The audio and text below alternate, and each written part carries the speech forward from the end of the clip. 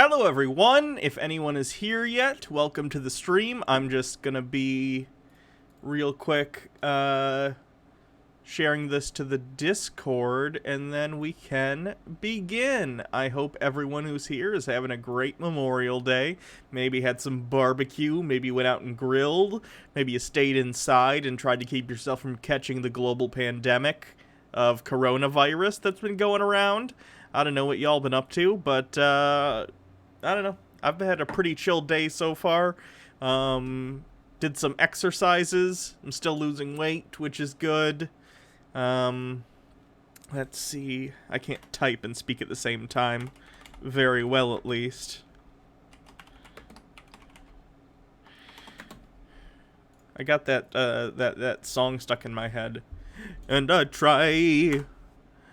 Oh my God, do I try?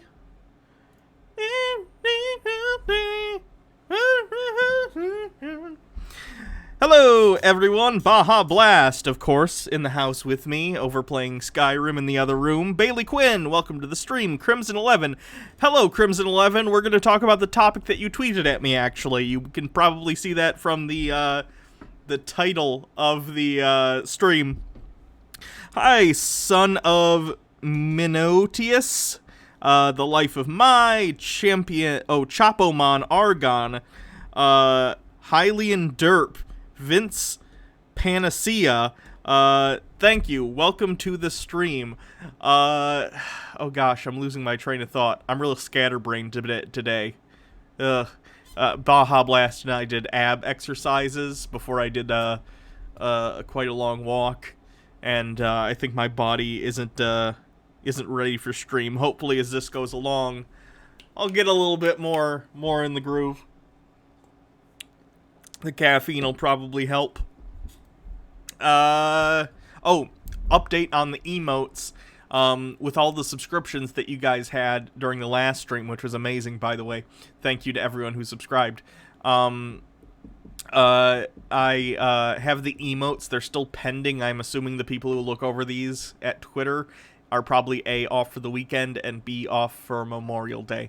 So hopefully sometime this week those will get approved and you'll have access to the 5 emotes I have ready so far. I believe I showed some of them to you guys. I have a Princess Hot Pocket one, which is a Hot Pocket with a little princess crown and scepter. Baja Blast made that. She also made a Baja Blasted emote, a emote of myself just looking kind of befuddled. I did clip the thing from yesterday, or Saturday, of the boomer guy with the weird reaction face, so that's one of them. And then the last one is just a facepalm me. Once I'm a partner, I'll have more emotes. But if you guys have any ideas, or if you just straight up want to make an emote and send it to my Twitter at Hannah Reloaded, and I'll save them for when that occurs, that'd be great, because I think the emotes are fun, and I want you guys to be able to use them. Let's see what else is going on. Hello, Drake Wing, J.R. Chadwick, Jeffrey Patron, Wolf022, Sushi Mom, Drake Wing. Yeah, so let's see what we're going to talk about today.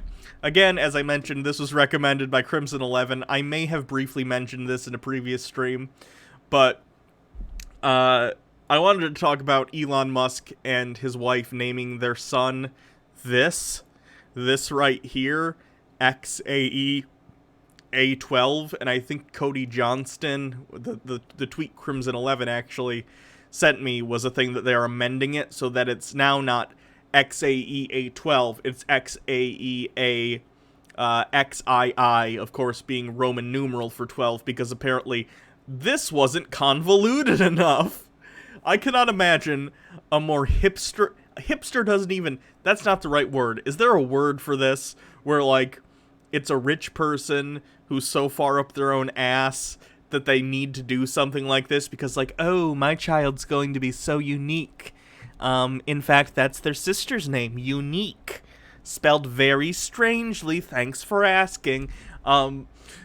This is awful, and I would say this poor kid, but that's because this kid's gonna grow up with more money than any of us combined, all of us. So I don't feel that bad. He can always have his name changed. But what a ridiculous name. They legally had to change it, though, right? I didn't hear anything about that. Pretentious? I think it's more than pretentious, though. It's not just pretentious. It's like... It's vapid. It's... I don't know. What's up? Somebody gifted subs, and I don't think it popped up. Oh, weird. Okay. Let me look at my Streamlabs thing.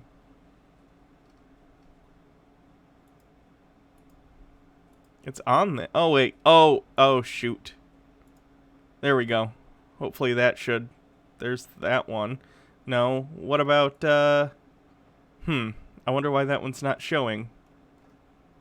Do I need to, like, put it below this? I have no idea. Where is the Streamlabs alert box? I do want that, though. Let me go back and look at the gifted subs somewhere, though. Do you know how far back it was in the thing? There we go. Thank you for the gifted sub, Great Plains Sojourner. I'm bad at pronouncing words. Like Sojourner. Sojourner. Great Plains Sojourner. For some reason, my alert box isn't working. Let me see if I can fix that real quick. Wait, would it reveal anything? If I... Let me... Full screen face cam. Let me... finagle with this real quick. Alert. No, I need... dashboard. Then once that's fixed, we can get, going on the rest of the stream.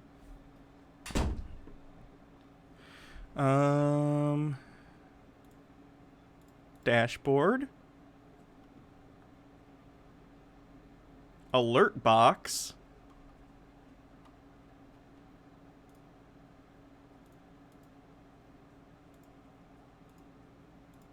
There's nothing funny about the tools of capitalism. Yeah, it's not showing up for some reason. Very strange. I'll re-put the thing in there. And then it should be good. I just have to add a source. Streamlabs. That one. Delete. Okay. Add. Alert box. Add source.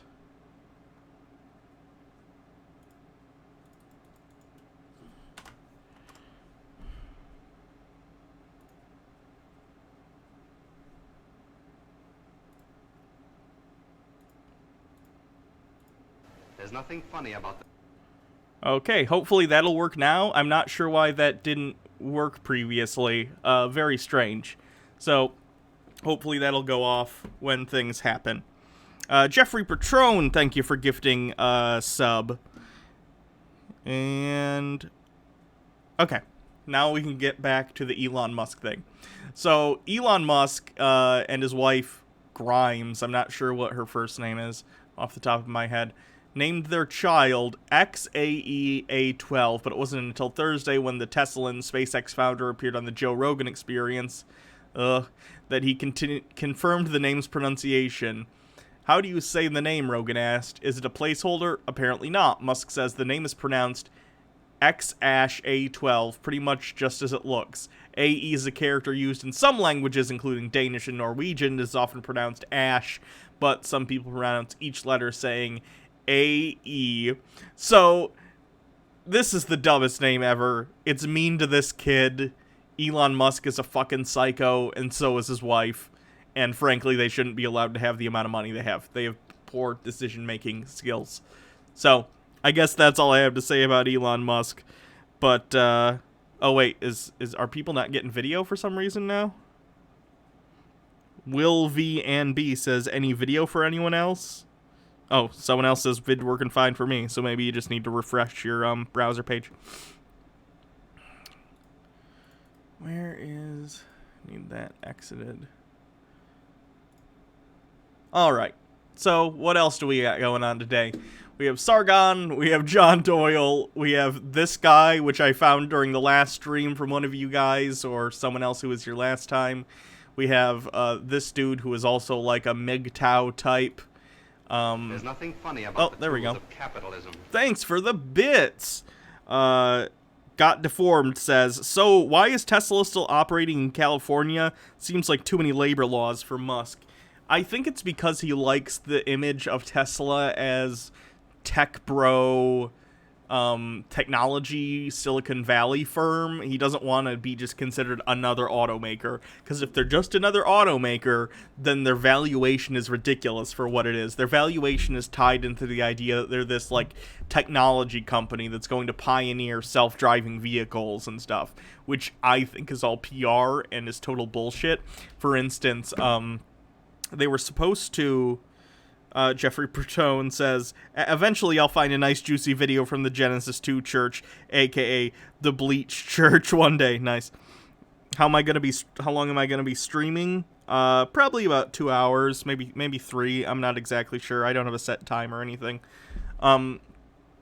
But Elon Musk likes to see Tesla and have it valued as a tech company as opposed to an automaker company, because as an auto company, they're incredibly overvalued. And being in Silicon Valley or near it is good for that image. So, what do you guys think? What should we get to? This was also sent to me by someone.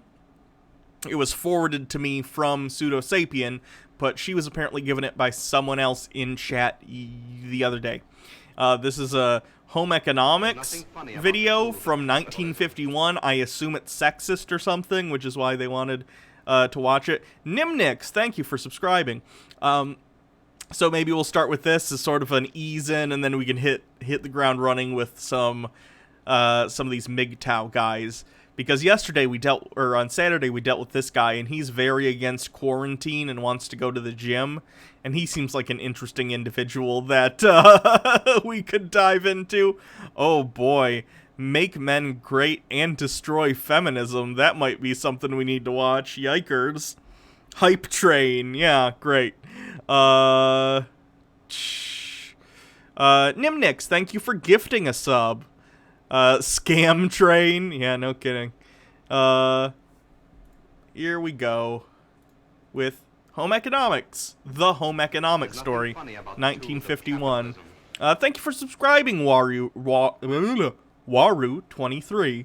I'm real good at talking, which is why I'm here on this side of the screen as opposed to where you are. Nothing funny about the Thank you to J.R. Chadwick for the bits. Someone once told me that I must be MGTOW and incel and believe that women belong in the kitchen because my username contains the name Chad. I guess I always assumed that was like your actual last name. Chadwick? That is funny though. Titan1226, thank you for the subscription.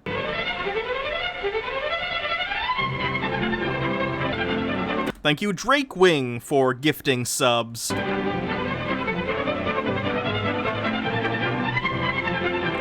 That's some tinny audio right there.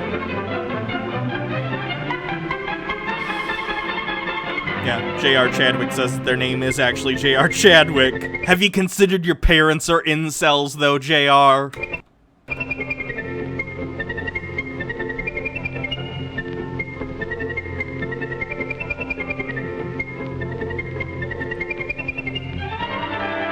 Sounds like a $2 Bluetooth speaker.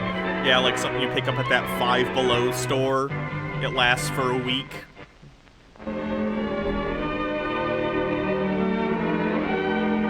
"3 minutes to get to level 3 hype train." I don't even know what that means. Oh, hype train. Oh, I see. It's this thing over here. Can you tell I'm not super familiar with Twitch because I don't know how it works? There's nothing funny about the tools of capitalism. Thank you for the bits. By the Bat Phone, I just unlocked a new cantrip. Should I get Mending or Prestidigitation? That's a good question. I think Mending has more practical purposes. We're talking about D&D, by the way, for anyone who doesn't know. Because, you know, there are situations where you might want to mend, like, let's say you're on I don't know what your campaign is, but this is just a hypothetical. Oh, you're on a boat for some adventure, as our party has been in my campaign several times. Not my campaign as I'm running it, it's Jake's campaign. But we've been on a boat several times. Let's say there was a situation where a sail got blown out, whatever. There's a practical purpose for mending because you can use it to actually try and fix that. Fix certain things that are broken, whatever. Prestidigitation is better for roleplay type stuff. So, like, if you want to be doing little magic tricks as your character, because that's in character to do something like that, to give little trinkets to children that are fun little magical things, whatever. There are more roleplay opportunities for prestidigitation, and when you come into a room, I think with prestidigitation, you can ignite or snuff out, like, candles and stuff, so it's just kind of a stylistic roleplay thing. It can come in handy for practical purposes, but I think it's less common than menting. So it kind of depends, do you want a practical tool, or do you want a fun toy to use in role-playing scenarios for D&D? Either or. Good choice.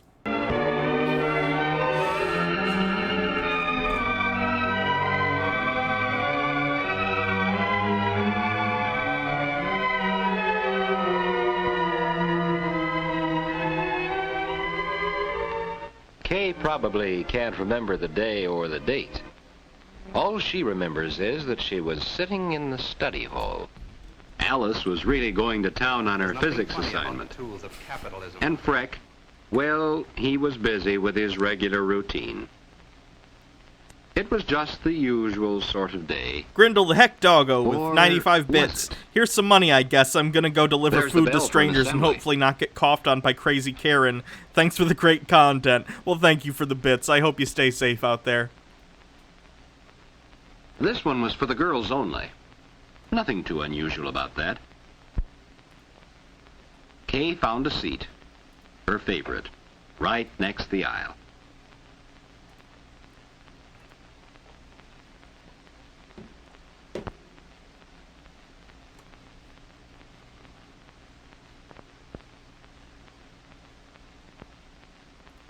Dead air. You gonna... What a weird long pause. Today, I'd like to tell you about several girls I know very well. Not too long ago, these girls were wondering, just as you are, what they would do after completing high school. For some reason, her mouth looks like remember the annoying orange back in the day, where it's just like a picture of fruit, but there's like a hole cut out and they filmed an actual mouth? She looks like that. She looks like she's got, like, a fake mouth that they cut out, and they're clearly ADRing her, like, a lot. The whole thing is ADR, it seems. Let's start with Evelyn, who went on to college where she took a course in home economics. Thank you, Pseudosapien, for Now she's a hosting. tea room manager and thousands of And thank you, Pseudosapien, for forwarding this video to me from whoever sent it. people who eat out are her daily customers. You might see her talking to the hostess and never guess she's really the boss. Behind the scene, she's the one who makes the final check and adds that extra touch. Kay thought she would like that sort of work. She could see herself at the center of a world made up of large ovens and mixers manned by professional cooks. Gee, what would Mom think of a grocery list like this? For anyone with training in institution management, though, it's just like planning the family dinner.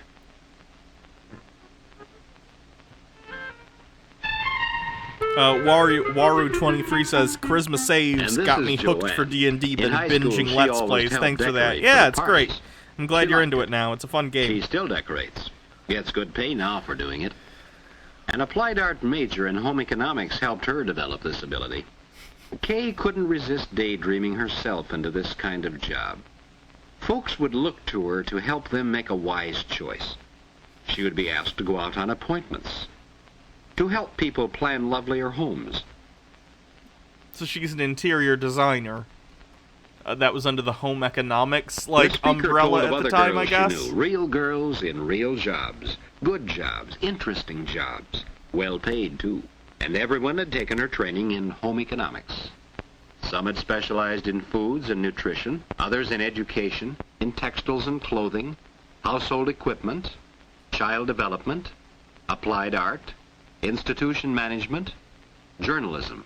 Was that actually a woman, like, working in a lab taking care of lab rats? That's interesting. I didn't know that was a job women did back in the day. Like, look, let me go back real quick so you can see it. Jobs, well paid too. And everyone at development, applied art, institution. See? Look, it's like cages full of little lab rats or something. Was that a thing that they were allowed to do in the 50s? That's kind of neat. Management, journalism. Home economics is all of this and more too. For instance, Carol, who is now Mrs. Bill Johnson, took a general home economics course.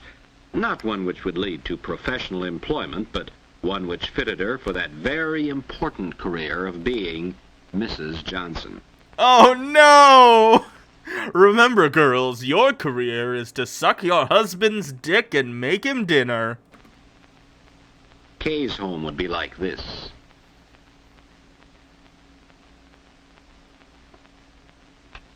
There were many times she was glad that her college training had prepared her so well for home life.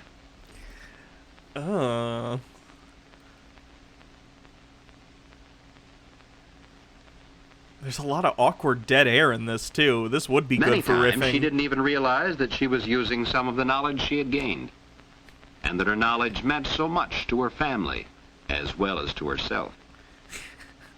Well, I can't actually go make money to take care of myself. It wasn't hard for Guess Alice I'll to have a return to child. reality. But as for Kay, well, making a dream come true often depends on a very little thing.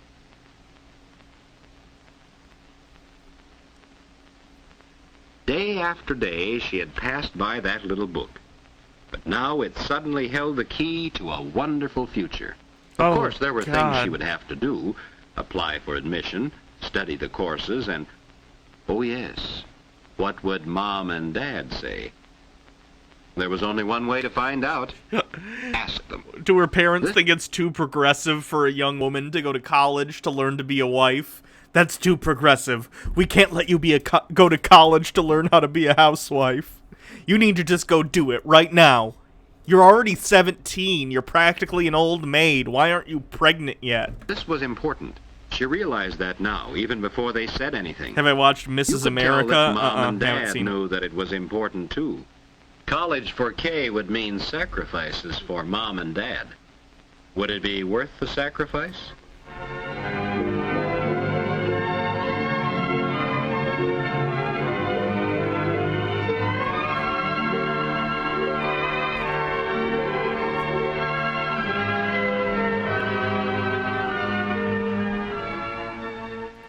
So this was the important day in Kay's life, and it was late at night when she finally recopied the letter for the last time.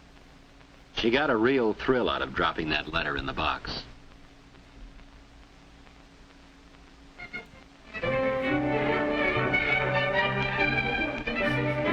Son of...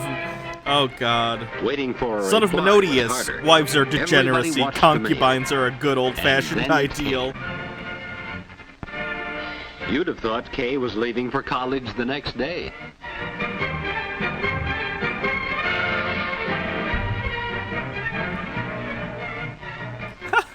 So this is college. Later it will have a homey look. Now it was a bit bewildering. Now Wonder that where the young tennis women courts are here to spruce the Where place would up, the room be? Who would be her friend? now you'll get Wonder raped if at they'd a ever at a know her way around fraternity with some Wonder lovely what her room would be throw like. pillows.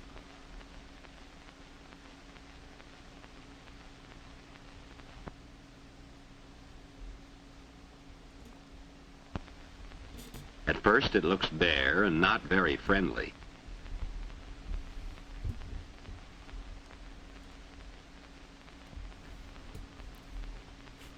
But with new curtains and bedspread, it doesn't take long to give it a homey feeling and a bit of college atmosphere as well. Oh no. Before you know it, it's time for the folks to leave. Well, honey, In it's all time her to go dreams about home and for college, you to Kay had never service me. included the moment when Dad Goodbye, and Mom daughter. said goodbye. Enjoy When she would training to be service your husband. On her own.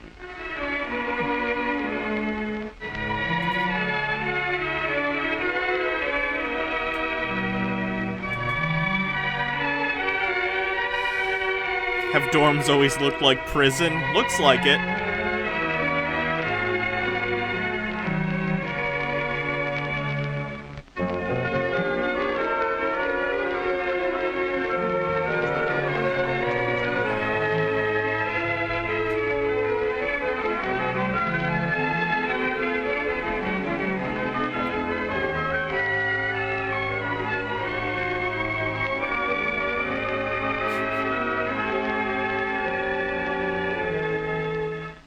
It helped to have Jean arrive just when she did.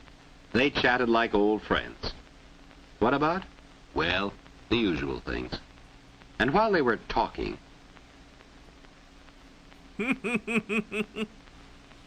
It's girl talk in the 1950s. 4 girls. Kay and Jean. Boy, Helen and have Louise. you heard about the new For the next skirts? 4 years, they will see a lot I don't know of what each women other. in the 50s talked about. I feel like Most of many their experiences will be conversations in shared real with life each did other. not pass the Bechdel test, though. That first stroll with its first impressions. They stopped at the same places. They looked at the same scenes. Well, the internet doesn't exist yet, so I They guess did the let's same look at some things that water. many had done before. Here is college with its new friendships, its old traditions. By the end of Ugh. freshman week, they had begun to feel that this college was their very own.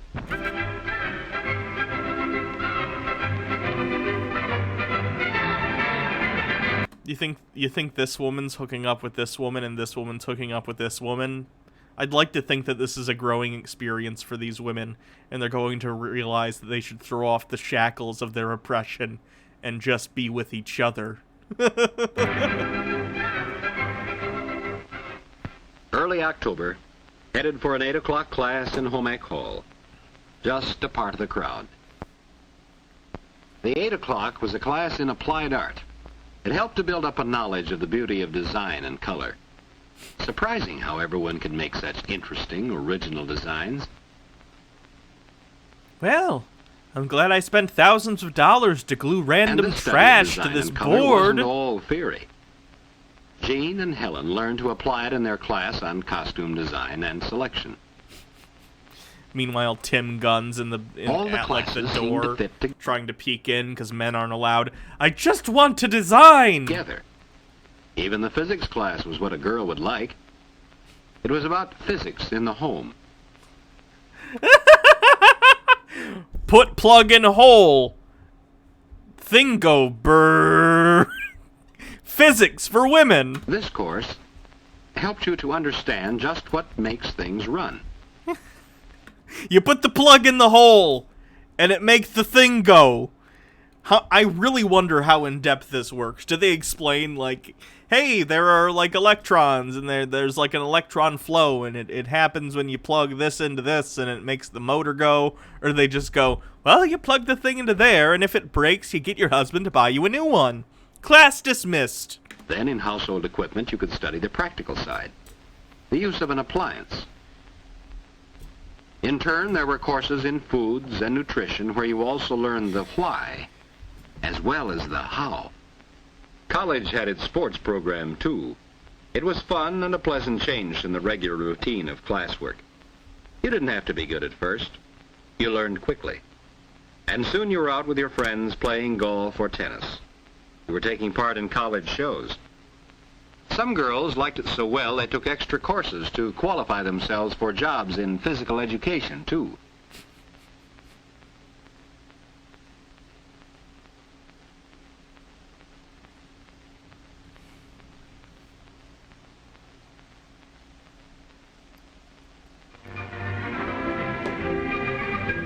Playing or studying, each day was filled with learning new skills, filled with learning how to live a fuller life. College had much to offer. Kay and Jean were sure of that by the time their freshman year was over.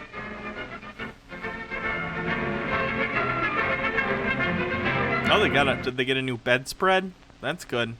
New year, new Sophomores. New year, same new room, you. Same roommates. How many years of college do you need to learn to use appliances? That seems like a week-long course to me, not like a 4-year degree. Same friends. Same things to talk about. Something new to talk about, too. Oh I no. worked all summer, and I've got a part-time job now, too. What's chemistry like? Well, it's not as hard as I thought it was going to be. It's different. You have to get used to thinking in a new way, but I sort of liked it. And you know it applies in... In such common ordinary things as making cream of tomato soup. Pour milk into the acid tomato and That's a cooking class. you're likely to have curdled tomato soup. Pour the acid tomatoes slowly into cold milk and, There's nothing funny about well, the you tools can of see that capitalism. cooking is practically applied chemistry. Thanks, Almighty Kramer, for subscribing. Whether it's a class in Women food be preparation or a cooking. class in textiles and clothing, applied chemistry is mighty important. Do you know what would happen if you used acetone on some rayons? It's important to know how to take care of things. Just as it's important to know how to make them correctly in the first place. How about you just buy clothes at a store like an adult? I know it's the early 50s, And again, that in this was house kind of a new planning thing, course, but the still, girls learn damn. that science and art are not far apart. The space in a house must be planned for many things. For comfort, for economy, and for beauty.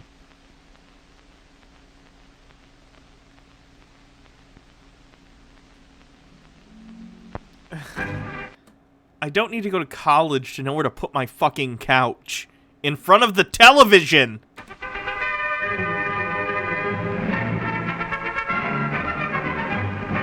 Saturday afternoon, football time. You were there with all the spirit you had for your high school team and maybe a little more. Oh, male cheerleader. Nice. College football on a sunny autumn afternoon. You wouldn't have missed it for the world.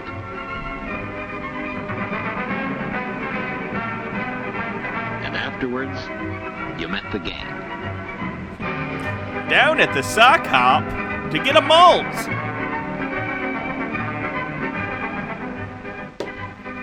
Hi, Bill. Are you ready to die in the Korean War? Later, one evening, after such an occasion, the girls got together for their usual gab session. For a time, they talked of the events of the day. But then Kay came up with that Thanks, all-important Frenic31, question. for the gifted subs. What are you going to major in, Helen? Oh, you know me, best cook to come out of Foods 204. I'm going to take Foods and Nutrition. Really, I am. I want to be a dietitian. Wish I could make up my mind that easy. What are you going to take, Jean? Textiles and clothing. I like to work with fabrics, beautiful clothes, and there are good jobs as buyers in department stores. And honestly, when I'm working with the fabric, it makes me forget that I'm born into a society that doesn't value me for anything more than a live-in slave. I'd like to go along with you. But I don't know yet whether I want to work for a household appliance company or whether go on with my artwork. Those are the two things I'm allowed to do. Do you know what I'm going to do? I'm going to teach. Kay went to There's chat nothing with her funny about the advisor. tools of She capitalism. learned about a world of opportunities. Frenic31, I never showed thought up of looking to before. sub. Turns out I already have a Teaching. sub. Nice. Yes, it was a Yeah, big yeah. profession. Saturday was crazy High in school terms of like how teaching, many gifted subs and Nursery stuff we were school getting. work for those who like very small children. And extension teaching with farm families. Would teaching be her career? Or would it be the business world with its glamorous commercial jobs? Would it be public service field, perhaps a hospital dietitian? Or research with its look to the future?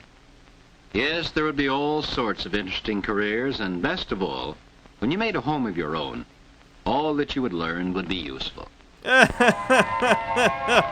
Remember, kids, your value lies in the service you do for your College children is and a timeless husband. period. 1 year passes into another very quickly. It's good to be back. At the beginning of your junior year, things seem pretty much the same.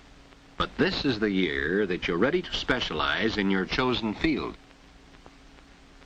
Helen, learning to be a hospital dietitian, must be able to plan and Soily serve One inviting says, to be meals. honest, this is quite progressive for the Plan time. them For well the enough time, to oh fit a yeah. doctor's orders. Yep. and serve them The past effectively was to fucked pep up. up lagging appetites. Today's fucked up, but for different reasons. She'll also have the problem of feeding large numbers of people. That calls for quantity cookery, so you'll find her in classes in institution management. Louise, who has her eye on a commercial career in household equipment, is rapidly becoming a technician in her own field. The technical comparisons which she is making now will enable her to give first-hand advice on the selection of home appliances. Her knowledge of efficient operation will be passed along too.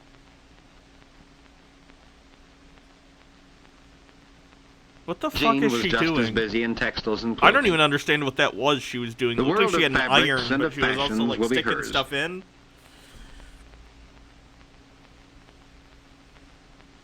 Perhaps she will be designing the clothing you see pictured in fashion magazines.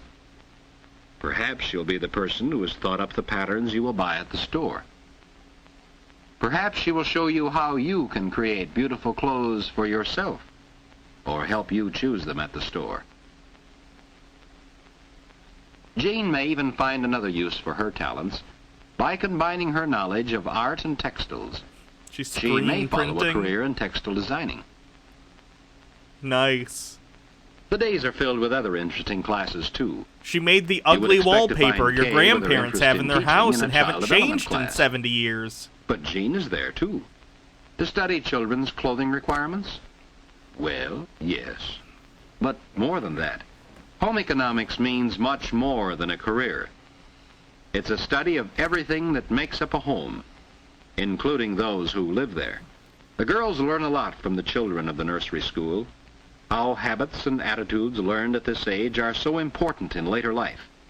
They learn how much depends on getting along with others. For after all, we live in a world where people are more important than things. Oh boy, you just wait, 1950s announcer guy. If you weren't dead, you'd be shocked.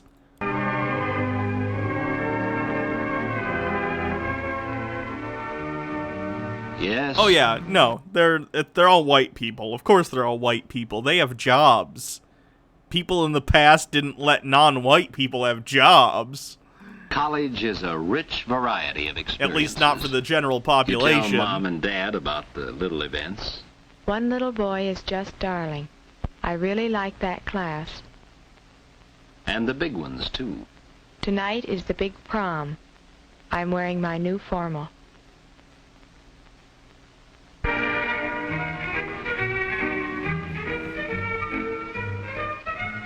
Each good time that you had, mingled with the memories of other good times. Talking about your good times while slowly panning across never the bed forget them. makes me think they're They were the definitely glittering in a threads secret woven through the lesbian very relationship. pattern Her and her of college roommate. life.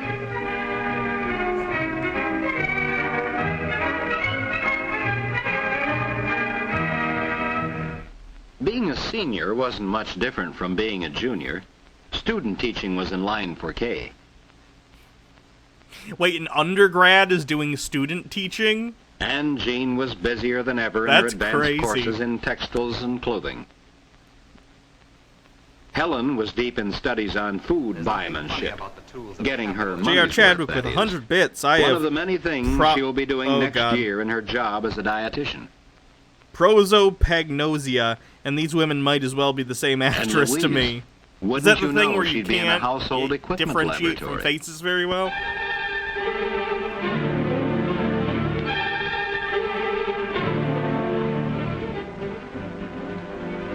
What is home economics? Is it the technical knowledge of the equipment in a home?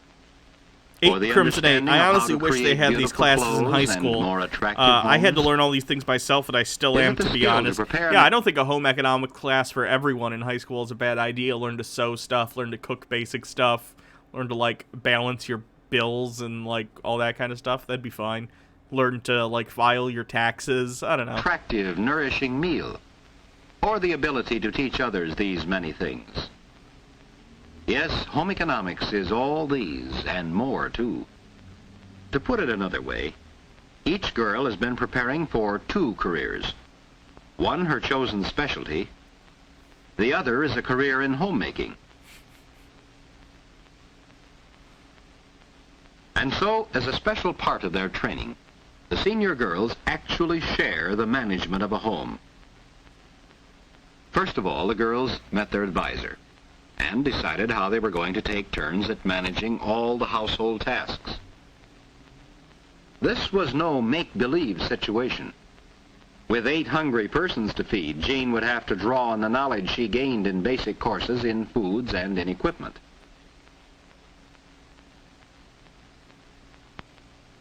As for planning an attractive meal and a pretty table, that should be easy for a girl with special talent in color and design. God damn. These college students are straight up making, like, a centerpiece for their, like, normal college dinner.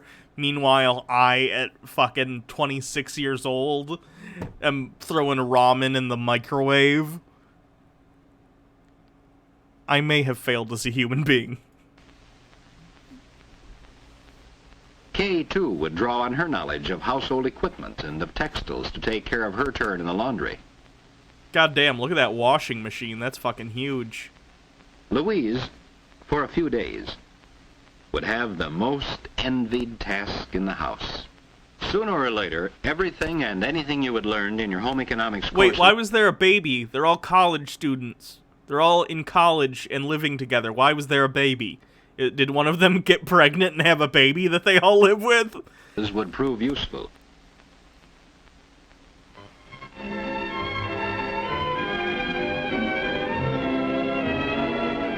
Life in the home management house is very homey. Somehow you wish it would never end. And some of the happenings you will never forget. Will Van B says, I can't take this serious after the TMI stories my grandmother told me about her time in college. Oh, there were so many secret lesbian relationships going on. I guarantee it. Her engagement.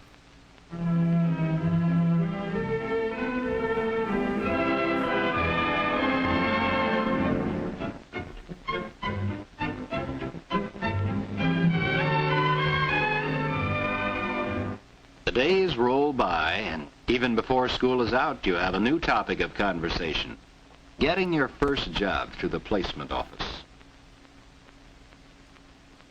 Well, yes, Kay, the teacher placement office tells me they're getting requests every day.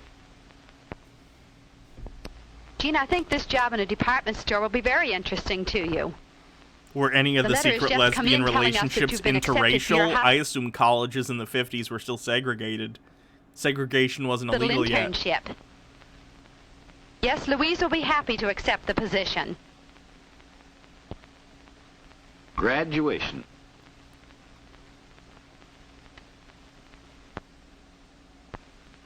Mom and Dad were there, of course.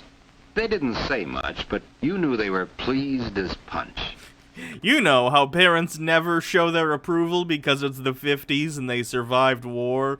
They have PTSD, but don't you worry, we haven't discovered that yet. Dad made some remark about he sure had earned his diploma, and you all laughed. Jean and Louise were leaving at once for their jobs in the city. So you all drove down to the train to see them off. As you stood there on the platform wishing each other the very best of good fortune, somehow the talk got around to that very first meeting. And then you sensed that this was the end of one chapter in your life. A chapter so fine that you hated to see the end. A chapter you wouldn't have missed.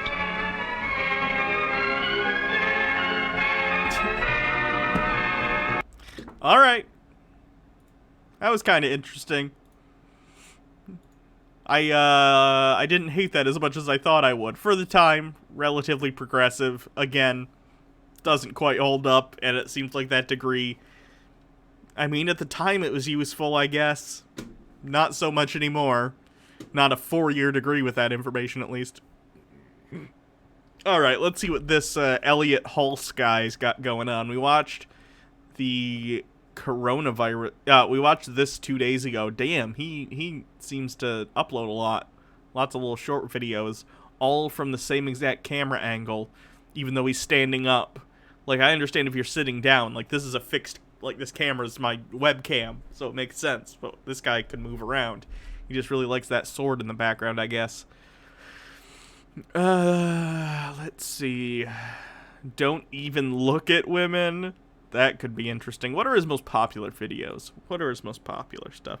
This guy is so cringe, baby, said the pseudo-sapien. Yeah, no kidding.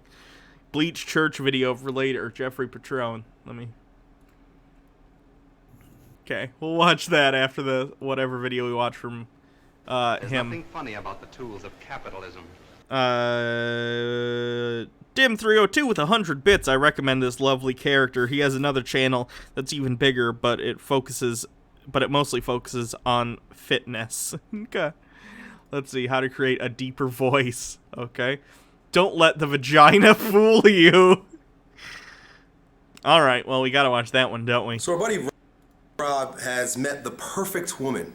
Right? So about a year ago, he met a woman who was beautiful in every way, and more importantly, she was into fitness, and she supported him in losing weight. So she was a very attractive woman, you know, and, you know, they had on and off relationships for the past year. Essentially now, where the relationship has sort of solidified a bit, you know, they feel good about each other, they're dating, they're having sex, it's not official, but as he moved closer to this woman, he realized that, boy, she's got some serious problems. You know, she's got relationship baggage. She likes to drink and party a lot. Thanks for subscribing, Keeper of the Art.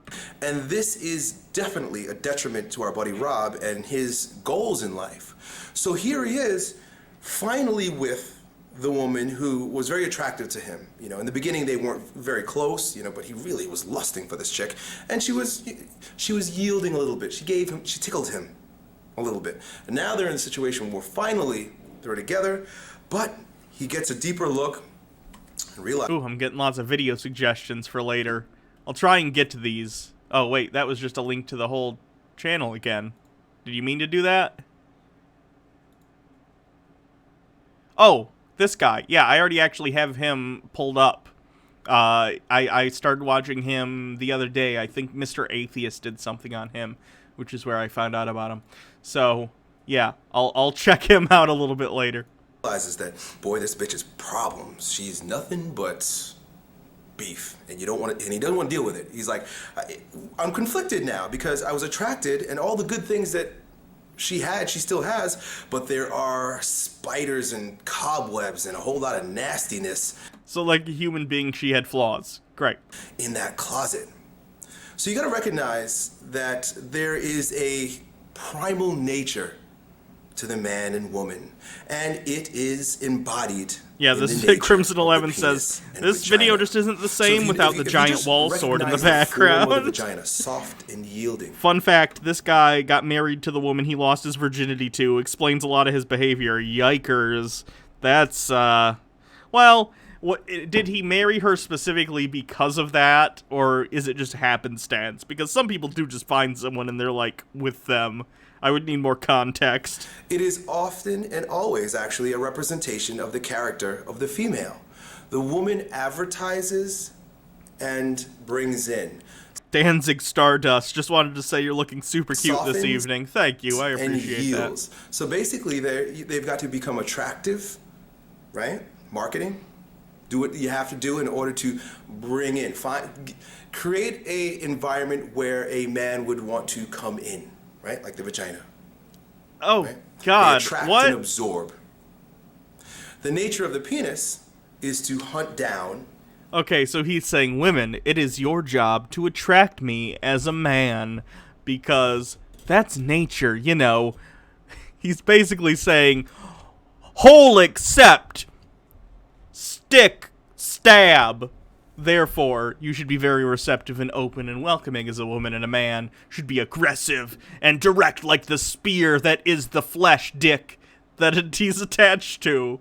And aggress, assert itself. The energy builds up in the man, and he has to go out and assert. He has to go and find a place to rest. So have I watched any of John McLean's videos? Haven't seen them. Complex we think we are as human beings, and sophisticated we think we become. Women need to be warm and moist.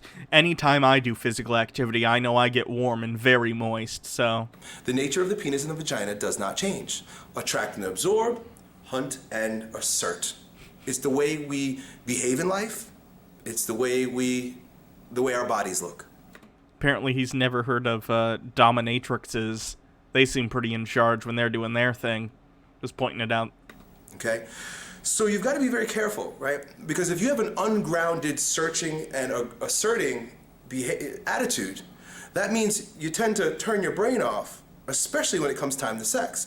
You hunt, and you look for somewhere to rest, somewhere to assert yourself. And if the marketing is good and the yielding is right... He's just talking about, like, y'all know how men get horny? Right? Yeah, what about it? The pussy is good, right? You tend to lose your head. You lost yourself, dude. You got tricked. And it happens all the time, both ways. Wait, what does this have to do with anything? The guy wound up in a relationship with someone and over time discovered that they weren't exactly the person they thought they were. What does this have to do with her vagina or his penis? It's irrelevant. Right, the marketing is so good that once you finally get the product, you're like, nothing funny about the tool. And really the product's always Get the same. deformed Vagina, with 100 vagina, bits. penis, Are the straights okay? I don't think they are. I really don't. Yes. It's all about the marketing, the presentation of it. So anyway, what'll happen often is you get past the marketing, you receive the product, and you're like, boy, this is garbage. This is trash. This is not what I want, as you're experiencing right now. And you've got to be, as you are, thank you, my friend, for being this way, very aware of what's going on, because you could be still fooled by the marketing. I have plenty of friends, and I've known plenty of people who they're still attached to the marketing that brought them into the vagina. It was very good marketing. And why are you calling, you're labeling this entire human being, this woman, as a vagina, as opposed to the rest of her body? Why are you just saying the marketing that brought you into the vagina? Why not, hey, you know, I understand that the person you thought this person was when you got together with them, romantically, isn't who they turned out to be. Why does it have to be this, like, marketing scam where they're advertising their vagina and you fell for it? You're just two people, and one of you happened to not like how things turned out. That's fine. Why does this have to be so aggressively sexual for absolutely no discernible reason? she still markets that same way, but once you get inside and you realize that this is nothing but a mess, this is just a problem that you really wouldn't want to deal with, it's only going to make your life more difficult to deal with, they're still attached to that beautiful marketing. Oh man, look how she's so hot, dude. Yeah, great, but the product is terrible. The marketing's great, the product's terrible. Maybe if you didn't allow yourself to be guided entirely by your dick 24 hours a day, you would stop seeing women as objects to be ogled and fucked, and start to see them as human beings with a myriad of different qualities that some you may like, some you may dislike. Why are you framing it in this aggressively sexual manner? For zero purpose, it seems, outside of you can't get your head in a different space. Like, are you taking steroids, dude? Are you super horny all the time? Because this isn't how normal human beings think. You've got to be detached enough to see this, and you've got to be able to act appropriately. In my suggestion, my invitation, is to cut and run, dude. The marketing is always a trick. The attraction is always a trick, right? She got you to allow the absorption to happen. She brought you in. You saw what was there. Now get out and go. Because what's inside there is far more important than what you see on the outside. Right? If it's the type of woman that you get inside and you realize, boy, you know, she's got all the same values as me. She's moving in the same direction as me. I assume we're talking about metaphorically inside and not literally you dock your phallus with her vagina, and all of a sudden you start contemplating your relationship together while you just soak like Mormons. I could see that she would be a valid and valuable partner in the type of life that I want to construct for myself, regardless of the marketing. That's the one. That's the one you want to stick with. That's Thank the you one for that you wanna following. take a little Maya bit is further. That's the bored. one that I you hope wanna you're not build a bored life with. anymore. Not the one with the really good marketing. Right? So that's it, dude. It happens both ways. You know, the majority of the people that watch my videos, you're... Ugh, what else we got? Become more attractive to women. How to approach women. Give mini orgasms! Oh no! Alright. You have piqued my interest, sir. This question on my Facebook wall about approaching women. Building up the confidence to approach women. He looks much better like this, by the way, with this haircut. And I think he would either go full-on 5 o'clock shadow or shave whatever this shit is. This is just my personal opinion on his appearance. You should do whatever makes him happy. I'm just saying, purely aesthetically, since I'm sure he does the same for women, I think turnabout is fair play. This look is slightly better. This needs some work. Friend goes on to say, yo, Elliot, how do I build the confidence to walk up to and approach and speak to women? Is this even the same person? Man. Yes, this is the same person. All these videos on his channel appear to be from him. In fact, I weight train in the gym. I'm a little overweight. Says that he's a big guy. But he also goes on to say that he's heard that women look on the inside of men instead of the outside so much. What are your thoughts on this, and what should you do? Ideally, everyone's looking at the inside of people. Not literally, unless you're like a gynecologist, I guess. But, like, you shouldn't be looking inside, or you should be looking inside the people that you choose to be romantic with on a metaphorical level. You should care about the content of their character. You should care about who they are as a person. If your primary goal when finding... And this is different. If you're just looking to fuck someone, I get if you're going entirely aesthetic. But, like, if you're looking for a relationship with someone, why would you not look at more than just the physical appearance? That would be an awful way to decide who you end up with. That's really a question. Look, what I want you to understand. Oh god, he's the ultimate CrossFit bro, says Crimson11. Yeah, he is. Things in the universe. Right? There's night and day, there's winter, there's summer. There's a systolic and systole and diastole of your heart. There's the inhalation, exhalation of your breathing. There's this contrast. This digital world that we live in has to do with a series of on and off switches. Okay, that's very reductionist, but I assume this is a metaphor that's going to play into whatever bad advice he's about to give. Yes, there are, like, things that look like bipolar in the way that they work, but again, between those poles, there's all sort of middling things. Like, you can talk about, there's high tide and low tide, but there's, like, stuff in between that, too. There's night and day, sure, but there's also evening and twilight and morning and afternoon. So, yes, you can point out that there are these two things that are on opposite ends, but your metaphor falls apart when there's all this stuff in between. The reason why I'm telling you this is because a truly balanced man, one that a woman is going to open up to and accept his approach, is going to balance tenderness and aggression, right, in his approach and his dealings with the opposite sex. Maybe this is just me. This is probably just me, I guess. It's going to vary from person to person. Any sort of aggressiveness that isn't playful aggressiveness is very off-putting to me. I'm bisexual, so I'm attracted to both women and men. But, like, a man, or a woman, I guess, who's, like, aggressive is just such a turn-off. It sounds awful to me. Like, this guy's whole demeanor is like, ugh, no thank you. I'm good. You'll know, and she'll know, that you're too tender if you end up in the friend zone, right? Oh god, he's doing the friend zone bullshit. The friend zone doesn't exist, friendo.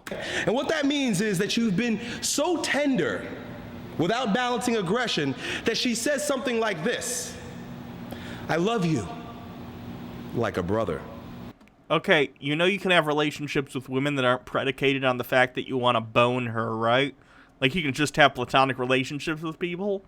And if you're going into every single interaction with a woman, especially people you see regularly, people who consider you a friend, and you're using it as a weird manipulation to try and say, how can I fuck this person?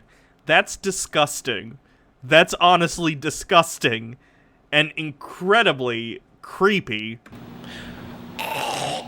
Nothing worse than hearing that. A man, that's probably one of the worst things you could hear. I love you like a brother. if that's the worst thing you can hear, you've had a pretty good fucking life. Right? Because you know what that means? That means you ain't got a chance in the world, man. You've been too fucking tender. Okay, have you considered she's just not into you?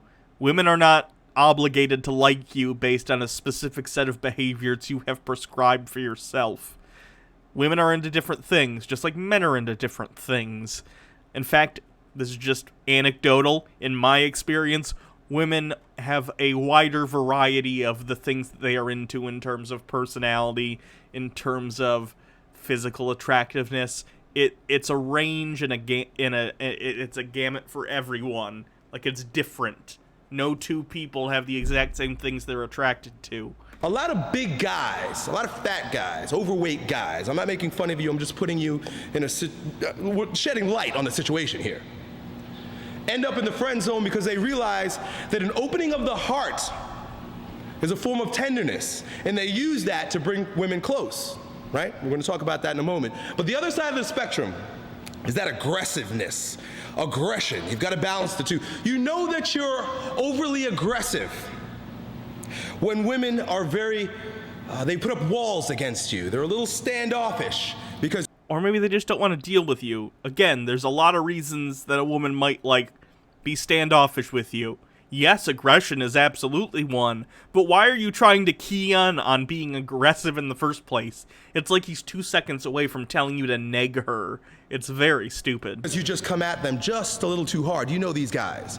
The reason why women are curious and not so sure about the extremes of either a tender man, they never really want to let him in because he doesn't have the aggression, and an overly aggressive man who doesn't have the tenderness to open her up, is sexual and psychological in nature. If you're too tender, you seem impotent. You don't have the strength to give a woman what she wants. Now, this means also in bed. I'm still waiting for the mini orgasms part. I've been lied to. Where's the instructions on how to give mini orgasms? Impotence means you're limp. You're soft. You're a soft guy. Speaking of which, how are the steroids working out for you? Your bits still working, or is that basically a penis pump situation you got going on? And also in life. An overly aggressive man is one that is premature in his ejaculation.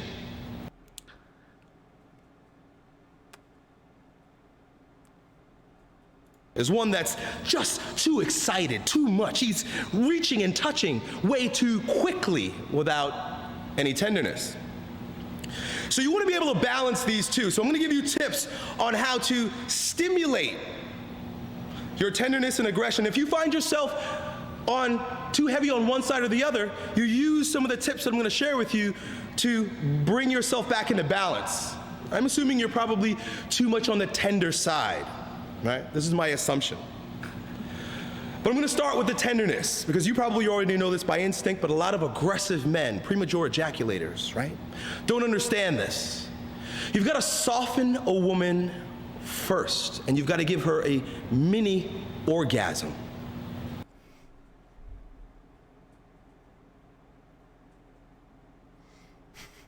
Le petite, more, as it were. Nice. Right? What I mean is that you've got to get her to giggle.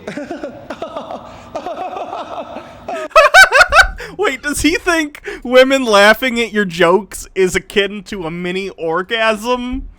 Because, no. What kind of orgasms are you giving women that you think that laughing is akin to it?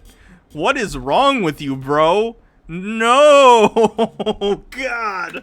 Right? When a woman does that, when a woman giggles, it's spontaneous. In the same way that an orgasm is spontaneous, you can't... Okay, puking is spontaneous too. If I make someone laugh, is it akin to puking on them? Are orgasms like puking? Force a giggle. You can't force a laugh, especially a deep belly, tearful laugh, in the same way that you can't force an orgasm. But if you can give her a mini orgasm, one that she instantly opens up when you know she touches her heart, when she does. No, dude, she is not coming at your joke. What are you talking about? She's just opened up to you. You've given her a tiny orgasm that softened her just a little bit. Oh, that joke was so funny. I'm so wet. And my vagina is so wide. So that you could come in with an aggressive move, right? So the tip is, get her to laugh. Get her to laugh or get her to cry or feel emotional in some way to open her heart without your aggressive first. If you're good at the tenderness, then recognize that the minute she opens up like that bud, like that flower, you've got to do just like the honeybee and dive in. And the first way to dive into a woman that opens up to you is with your eyes. When you get her to giggle, then make eye contact, and you'll see the softness in her soul. Once that eye contact is made, she may even shift away because she knows that you're looking into the depths of her soul. Make eye contact and go in for a touch. Just a simple touch, right? Not necessarily a grope, but a touch. So you just opened her up through orgasm. No. No. Laughing is not an orgasm. What are you talking about? And shown her your aggression. This, my friend, is the essence of a balanced man, is the essence of all balance in nature. It's tenderness and aggression. So try these tips. If you're already getting her to giggle, go in with the aggression. If you're already too aggressive, start with the mini orgasm. Get her to giggle. Jesus fucking Christ. Ugh. That one was rough. What to do when everyone hates you. So we got a question from one of our buddies who's he's being rejected by his friends, right? So apparently your friends don't reject you, all of them simultaneously, for no good reason. I'm assuming that the larger story at play here is that this guy has turned into a huge asshole, a macho dickwad from watching shit like this guy, and thinking he needs to be aggressive and be giving women mini orgasms all the time instead of just being a normal human being. His friends have probably disengaged with him for those reasons. he every time he asks his Fickett Izzy says, this man is making me buy Pan for everyone except men. Yeah. buddies to hang out. They're like, no, never mind, maybe some other time. And then he catches them all hanging out together. And he's that guy that they just keep leaving out. And it's been happening for 2 years, he says. Boy, you've got patience. Your friends don't like you then for some reason. They're probably not actually your friends and they don't want you around. Maybe do some work on yourself. Maybe self-analyze and see why people don't want to spend time with you. He wants to know how, what do I do? It's summertime, I'm home all by myself, and my friends don't want to hang out with me. I can't figure it out. He says every once in a while he'll sneak in to where he knows they're hanging out, and they'll look at each other like, he's here, right? It's awkward, but I tell you what, the fact that you recognize that it's happening is great, because you don't want to be the guy that doesn't know that he doesn't know, and he shows up and he's like, hey, what's up, guys? And they all hate him and he doesn't realize it. You realize it. So, awareness is transformative in and of itself. That's cool. Okay, so far so good. Yes, becoming aware is the first step to change for the better. Now, the reason why I took your question is because you're looking at a guy who got rejected a lot. Thank you for subscribing, who Britt were friends that I grew up with. Merson. But over God. time, for some reason, I could give you my ideas about the reason. They just didn't want to hang with me anymore. Britt Mersang, right? And it was think, is how that's pronounced. Thank you for subscribing. We've been friends forever, and it was just like peace. They hung out with each other, and they left poor Elliot Hulse by himself, right? And this happened on multiple occasions, because I literally, in the search for who I... Because you were probably a meathead dick. And not that all meatheads are dicks. At my high school, there were plenty of jocks. Football was a huge thing at my school. A lot of them were really great, nice guys. But of course, like with any group, there were some that were just macho pieces of shit who felt like they needed to turn every situation they were involved in into a dick measuring contest, and everyone got incredibly sick of them because not everything needs to be this aggressive bullshit. Like, there's a time and place for that. It's not everywhere at every time. I was, because that was a big part of my journey growing up as a kid. And I'm getting major laughs at a funeral and hits on the widow energy from this dude, says Dan Ziggy Stardust. and Yeah. even today, that's why I feel ya. I'm all wrapped up in this idea of becoming the strongest version of yourself. It's all about discovering yourself and maximizing your capacity. But, it's neurotic because of the experiences that I've had as a kid.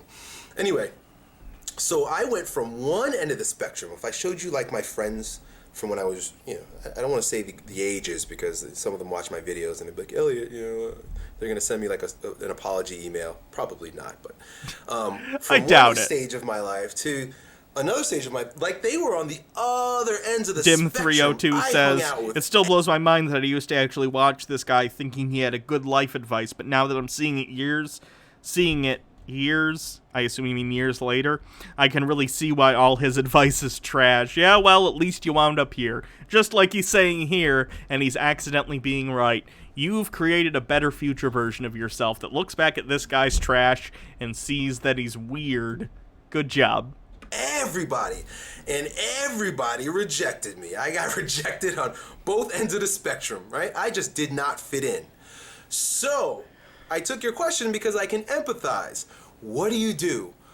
Well, I can only tell you what I did. I got busy working on becoming a stronger version of myself. I realized, one of the things that I quickly realized, early on, I was athletic, I was more athletically inclined, stronger, and physically superior than all of the kids that I grew up with. And you know, the fact that you categorically consider yourself faster and stronger than all the kids you grew up with, which may or may not be the case, but regardless of whether it is or not, most people who are children, how do I put this, don't have this dick measuring energy. They don't feel the need to be like, I'm the biggest and strongest kid. And adults certainly don't look back on their childhood and think things like this. It's very strange. It screams of some sort of insecurity, like you know you were unpopular, but hey, at least I was the biggest and fastest and strongest. Like, alright. No one wants to be around you though, so... most throughout high school, my entire life. And I quickly realized, like, I'll fuck you all up. Like, you know, no one likes me, but I kick all your asses. Oh, that doesn't matter. Because you can kick their asses and then they'll go hang out with each other and make themselves feel better. And you'll still be alone. Being a bully. So I started working out and playing football. And I put all of my focus and energy on developing my skills as an athlete, getting stronger, getting bigger, getting faster, and getting better at the sport of football. And, you know, inherent in playing a sport, there comes a new group of friends. Because, you know, you're all... The cool thing about sports is that although you're very different, you know, if you've ever been a part of a sports team, it's like, you know, all the different cliques in high school are there. You know, you've got every walk of life. But you all come together with a common goal because it's like, you know, we put our differences aside. We're going to win. And you're focused on something. So that allowed me to hone my group of friends, to bring in a group of friends, to lead a group of people, and to use the gifts that I've been given, that I naturally have, to gain influence in school and socially. So you're saying don't change your... If you're a piece of shit and no one wants to deal with you, don't change your attitude. Work your way into a position of power so they have to deal with you. Lovely. That's my experience. It was through sports and football. But I guarantee you, bro, that there is something about you that's magnificent, you know? And you're going to have to work on that and find the group of kids that appreciate that. You know, there were like the drama club kids, and then there were like the artsy kids. There were the kids who smoked pot every day. You know, not that I'm telling you to go hang out with the kids that smoke pot every day, but there were definitely groups of kids where you had a natural inclination towards, because you were naturally gifted in something that they valued, that you can go and gain influence with. You know, I would invite you to play sports. Why the need to say gain influence? Just explain it how it is. You went and you joined a hobby with a group of friends, and you became close through it. It doesn't have to be this market of influence. You just get to spend time with people doing something you enjoy together. I do. But if that's not your inclination, Ow. find a group, Shit, find that hurt. other cliques of individuals that you can gain influence with. He that should you put can some earn energy into friendships through developing because you have a common eyebrows. Oh my. goal or a common value. Clearly, the values of your old friends don't match up with your values, and that's why they're rejecting you. Either that or you just... Yikers. Let's look at someone else. Let's look at another, like, incel-y MGTOW guy and see what he's got going on. What are his top videos? Most popular.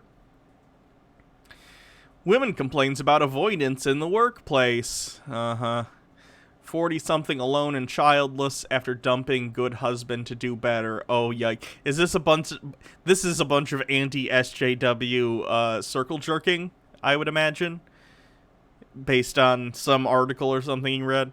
Men blamed for plummeting marriage rate. I doubt it. It's fine that the marriage rate is going down. It means people aren't rushing into things they shouldn't get into. Think third... Oh, gosh. 4YLR...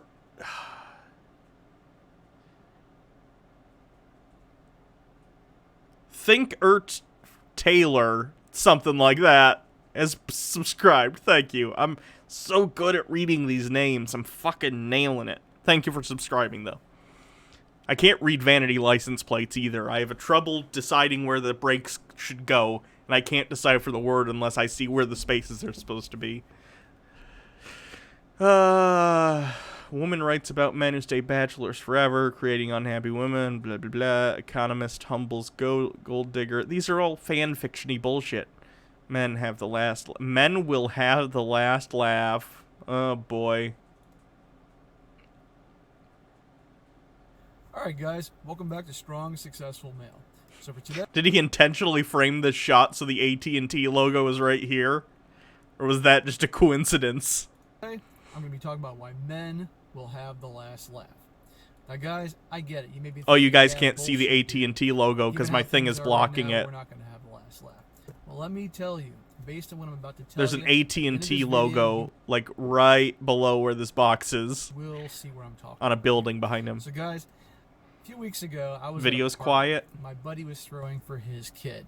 And so, it was a family party, but his wife still invited a bunch of her friends that were in their 30s and early 40s. There, now you can see it. Now, take a wild guess what all these women had in common. They were all single. They weren't married. They didn't have any kids. And can you take a wild guess what happened once they had a few drinks in them? They were talking about guys and dating. And they weren't exactly happy about it. They were bitching and complaining.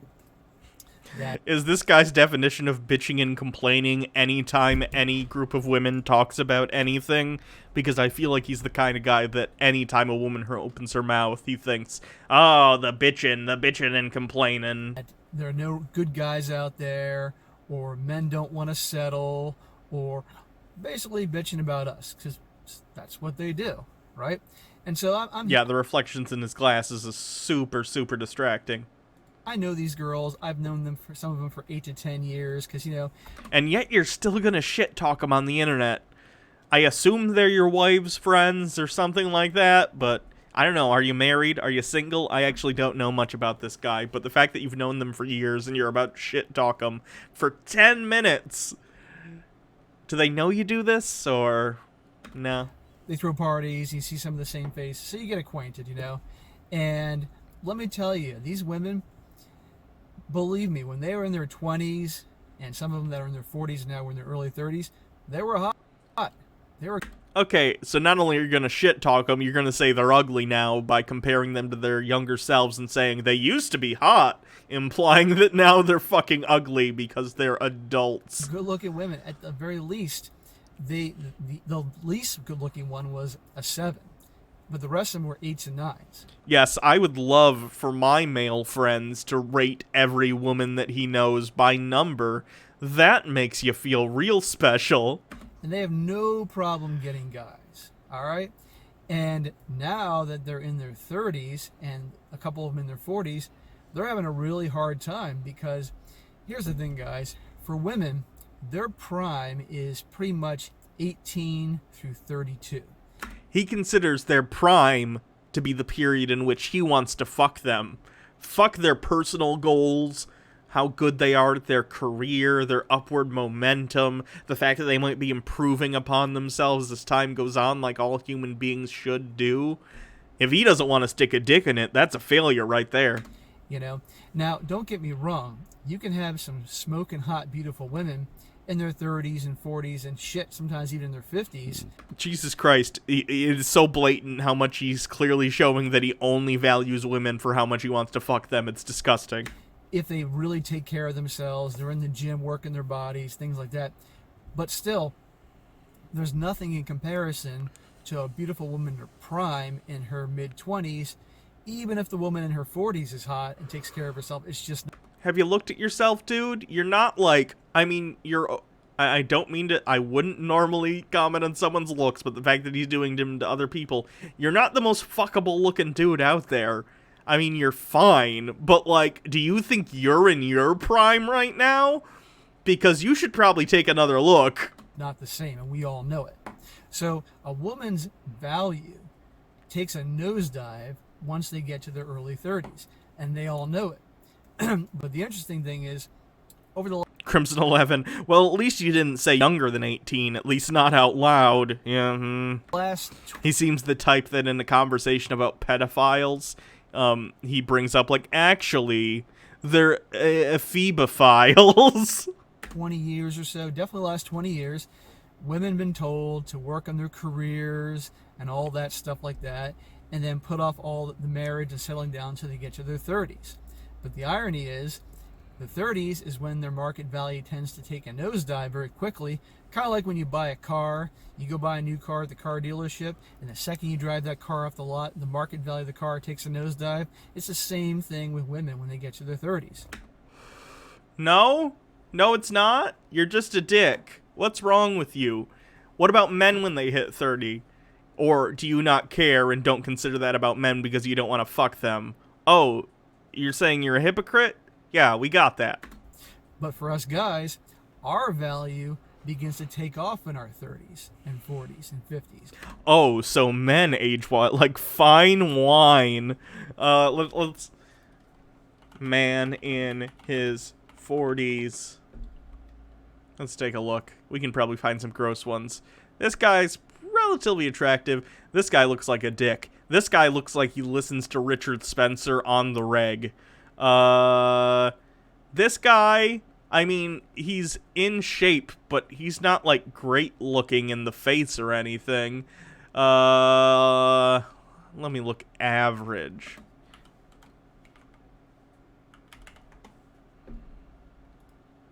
Oh, yeah. That's a sexy beast right there. Look at that. A man in his peak physical condition. Fucking nailing it, dude. And Kanye West for some reason. Ooh, Bruce Willis. Hi, Bruce Willis. Bye, Bruce Willis. Because women love older guys for lots of reasons, but one also because we have money and we can provide and take care of them, because at the end of the day, things come down to nature and they need a provider. And obviously, so they... You know, women can have jobs, right? This came out in 2020. It's not like this is an old video from, like, the 40s. Women can provide for themselves. You know that, right? Breed and have kids, and someone that can be strong and provide for the kids.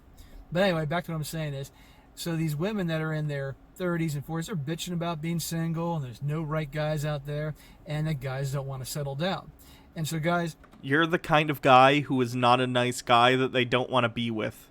You're the kind of guy that they're talking about when they say there are no guys worth settling down with. You are exactly who they are talking about. Can you imagine being this unself-aware? The MGTOW and Red Pill movement has really been taken off in recent years. Guys are... No, it hasn't. Not really.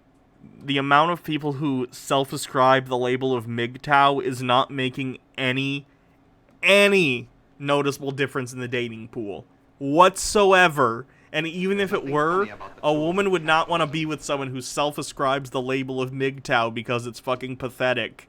A few seconds ago, Adjover thinks. AJ overthinks. Thank you for following. Got that one. waking up on multiple levels about female nature. Hi, and Hannah. how How's things it have been going? going. Pretty good. So Pretty good. we're not settling down anymore. We realize, like, why the hell would we want to get married or even have a serious relationship when we know women, you can't make them happy. They're going to cheat on us. They're going to break our hearts. Dude, are you sure you're just not into dudes? That's great. That's fine. You should do that if you want. But, like, it doesn't seem like you like women very much at all. So, maybe just give it a shot. You know? Get one of your bro friends.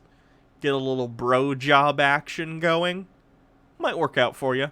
I assume you're equally toxic as him, so maybe it'll cancel out. Pure female nature. Men are waking up. So you have all these women that are frustrated in their 30s and 40s because they can't get a guy to commit. But of course they blame it on us, even though it's their nature that has pushed us away. Bailey So now- Quinn, but that would be gay. It's only gay if the balls touch. Fact. You're getting more and more guys that understand female nature. They're going the red pill route and understanding, and they're not making the mistakes that they once did. So guys, if you are in college or in your 20s and you're frustrated as hell with women, just know your time is coming. I guarantee it. So right now, guys, just forget you guys are in college in your 20s. Focus now on your purpose, on your goals. You're in college. That's good advice for literally everyone. Yes, have these relationships. Yes, get to know people, get to know what you like in a partner. But focus mainly on yourself, because in your early 20s, you're probably either going to college or starting at a company somewhere, and you want to apply yourself to whatever you are doing to ensure that in the future you have a chance of getting to a better place financially or just with your personal goals. That's a good thing. You're uselessly gendering this. It's like those band-aids for women or whatever. Pointlessly gendered advice. Work on your degree. Study hard. Don't be out fucking around at the bars all the time. Have some fun, but do well in school or whatever trade you're trying to master, whatever skills you're trying to develop so you can be valuable and make money. Okay? Develop your skills. If you're trying to start a new business, keep grinding at that business. Did I ever actually Twitter? Did I ever tweet that I was live on Twitter? I honestly don't remember. Let me take a look. Where is my own account? Yep. Let me just tweet this real quick.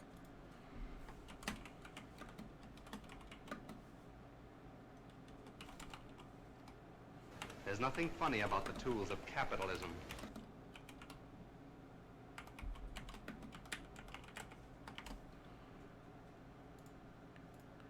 Do do do do do do do do do do do do do. You like that music? Do do do do. That's my hold music.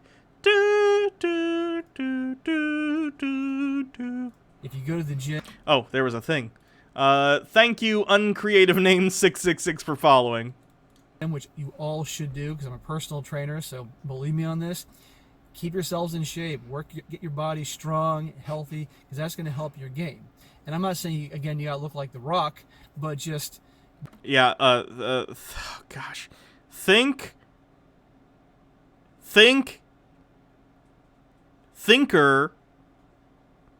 Thinker Taylor 84. I got it. Yes, okay. It says, unfortunately, the subtext is because then you'll be able to fuck an 18-year-old when you're in your 60s. Yep. Be fit, be healthy looking. That will help you in terms of your goals and getting women. And so when you guys get to your 30s, guys that are in their college or 20s now, it's going to be a buffet for you guys. Because for guys right now in their 30s and 40s, if you're in your 30s and 40s and you have your shit together, meaning you got a Tinker. Fuck. Well, I got close. Sorry. decent paying job, you got some money in the bank, some investments, you have your own place, a condo, even a small Oh, Tinker Taylor 84. That makes Tinker Taylor Soldier Spy. I get it. Gotcha. house, a decent looking car, you dress fairly well when you go out, you don't look like a slob, your body's in decent shape, you're not going to have any problem whatsoever so long as you understand, have some game and understand, obviously, the dating process. you're going to have no problem getting plenty of women that are definitely 8s, because we don't want to deal with anything under a 7. Again, this valuation of women based on how much you want to, like, plant your seed in them is fucking abhorrent. Like, I get it. Sometimes people are going to go on Tinder and they just want to fuck. That's fine. But, I don't know. Is this not a vapid, empty lifestyle? Do you not go home and just feel like, what am I doing? It just seems like such a waste. Women that are 8s, even 9s. 10s can be hard. You got to have more things going for you, but you can definitely get the 8s. And guys, I don't want to hear about, at this point, in this stage, if you're following this channel, about getting married, because it's a recipe for disaster. But for you guys, you're in your 30s and 40s, you got your shit together, you had some good things going, you guys got it made. There are so many women out there that are dying to settle down, that are dying to get married because their biological clocks are going fucking haywire. You got it made. You can date, you can have your pick.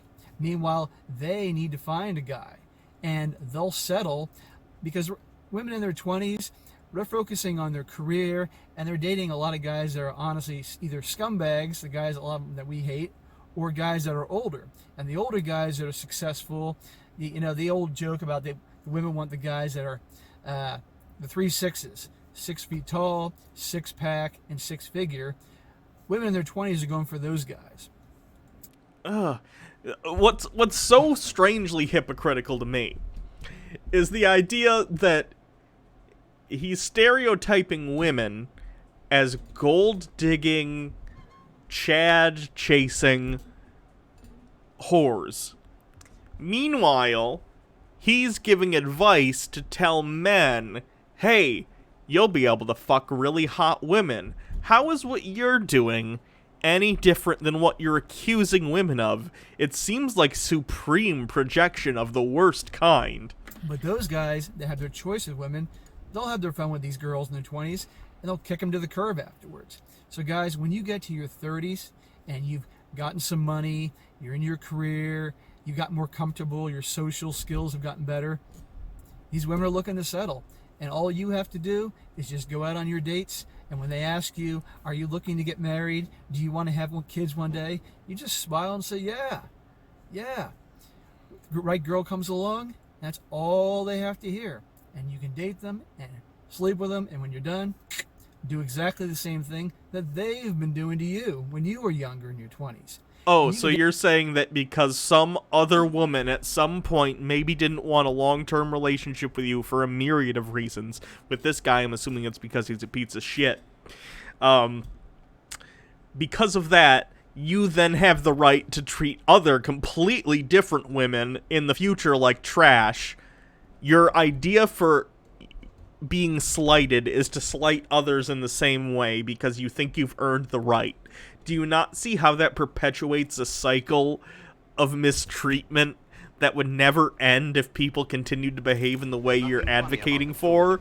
It's silly. It's absolutely infantile. Date multiple women like this. Thank you, Evotion, for subscribing. You know, we're not. It was a thank you for gifting a sub to Evotion. Crimson 11. We're leveling the playing field, and so guys, we are gonna have the last laugh. Now I know some of you guys pretty much have written off women and don't want anything to do with them. That's fine. But the rest of you guys that are dating are definitely. Thank you for following, Watermark Petunia. You got it made, guys. Oh, this guy's a douche. All right, what else we got going on? There's nothing funny about the tools Someone of sent this to capitalism. me. I have no idea what it is. And this. What is this? Oh, I assume this is an old racist cartoon. Jesus, the Church of Latter-day Saints. Johnny Lingo bargains his dowry for a bride, paying an exorbitant dowry and causing a sensation on the island. Oh no. This is probably going to be real bad. But first, let's watch G2 Church Sacramental Daily Bottle. What is this? Comments are turned off. Ratings aren't turned off. Alright. Morning, everyone. Bishop Jonathan Brennan here. On this... The sacrament is bleach, says Jeffrey Patron. Like MMS? That bullshit? Oh no. This idiot. Sunday. piece. Ooh, it sounds like he's only coming out of my right ear. That's weird. On what's been going on a little bit and get more information out.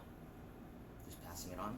First, I'd like to start off with Baja Blast. If you ever take a break, would you wanna maybe get me some sody pop at some point? No rush or anything, but that would be lovely. Thank you. we're reading a little scripture from the Bible. Can I turn him up a bit? Let me see. Yeah. King James Version. And there's what it says, Psalm. Is this a flat earther? No, this is a guy who's about to drink bleach, apparently, as a sacrament. 96, verse 10 through 13. Say among the heathen that the Lord reigneth. The world also shall be established, that it shall not be moved. He shall judge the people righteously. Let the heavens rejoice, and let the earth be glad. Let the... You know what? She actually told me to text her if I needed something. It's possible she's listening to Mr. Atheist or something. Let me... Oh, no. Here she is. Ah, ha, ha. Nothing. What? I'm just so happy you heard me and decided to come and help.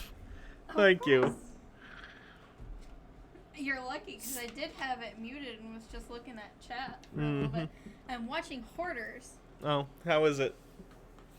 Fucking crazy, as always. Yeah. Soda. Thank you. It's pop! You're from Michigan. It's pop! Soda. I'm never bringing it to you ever again unless you call it pop. Soda. You can call it sody pop. That's cute. But it's pop. Alright, I'll stick with sody pop. Okay. That'll do. Need any food or anything? No, I'm good. I'm probably not going to eat until I'm done with the stream, and then I'll make dinner or something. Okay. Love you too. Thank you. Enjoy Hoarders. The sea roar and the fullness thereof. It's Coke. This is actually Coke Zero. Yes, I understand that in Georgia they just say everything's Coke, but that's absurd. Like, what if I just came to your house and said, hey, can I have a Sprite? And you said, oh, we don't have any Sprite. All we have is Coca-Cola. And I said, yeah, Sprite. Like, picking a specific brand name and labeling all soda as that one thing is the work of the devil, and you should be excised. Let the field be joyful, all that is therein. Then shall all the trees of the wood rejoice before the Lord, for he cometh to judge the earth. He shall judge the world with righteousness and the people with his truth. I was reading this the other day and seeing how we've been attacked, harassed, and basically wrongfully accused, if you want to say, of many things, and also stating that we aren't a church. Is he specifically talking about the fact that they're drinking bleach, or is there some other fucked up shit he's been doing? Thank you for subscribing, Dim302. By the media, FDA, DOJ, Mostly of drinking the potion. Alright, yeah, he should get shit for that. etc.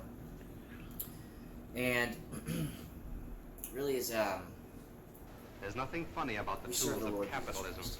Thank you for gifting a sub, Jeffrey Patron. He's coming soon to judge.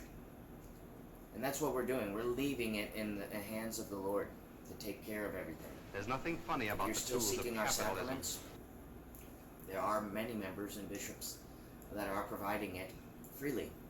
Thank you for gifting another Some sub, people Jeffrey accept Patron. donations and some can To freely. Agent 12 Toes. Some donate so others can receive freely.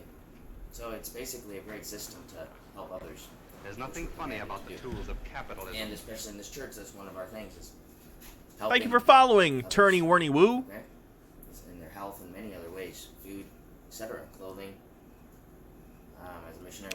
Either get a lavalier mic or get a shotgun mic, dude, because whatever you got going on is not working right now. Thank you for following, Cryin' Brian.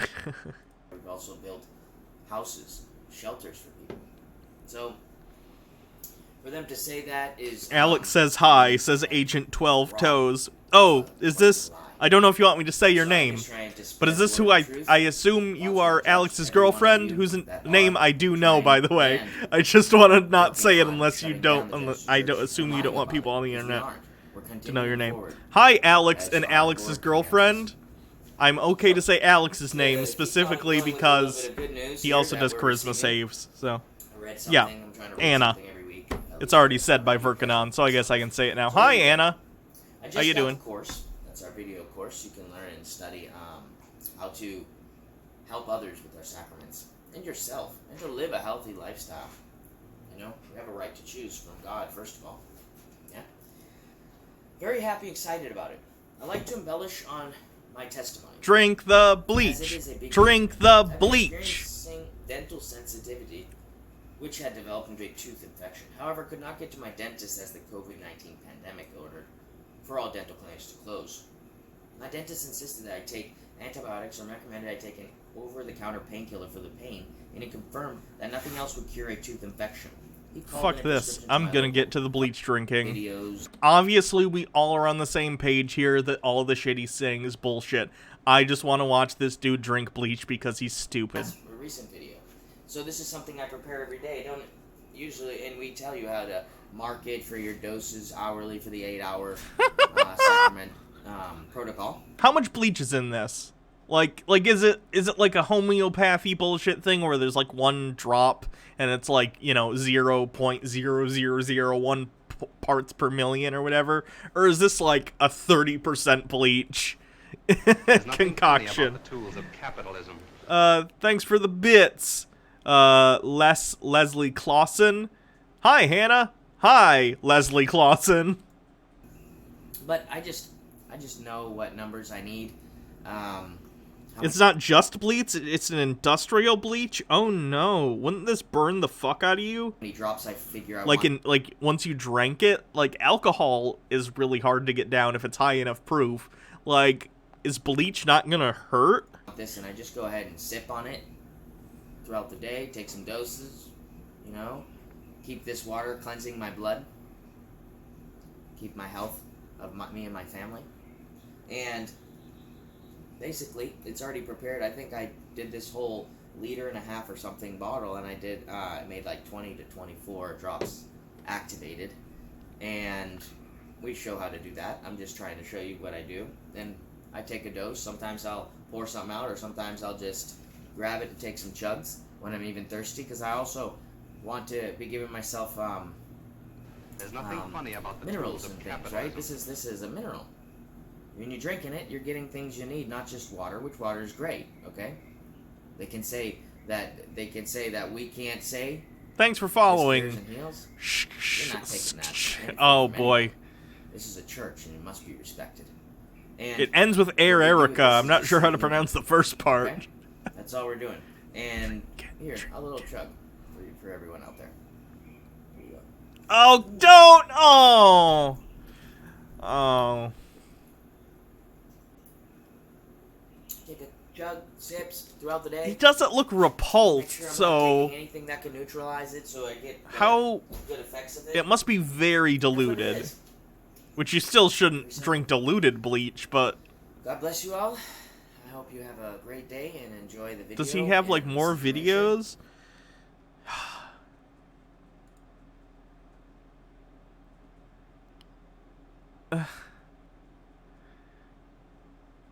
I am reading a memorandum from the Attorney General. Good morning. This is Bishop Jonathan Grennan of the Genesis 2 Church. Does he drink at the And, end? No. Alright, let's watch this probably racist Johnny Lingo thing.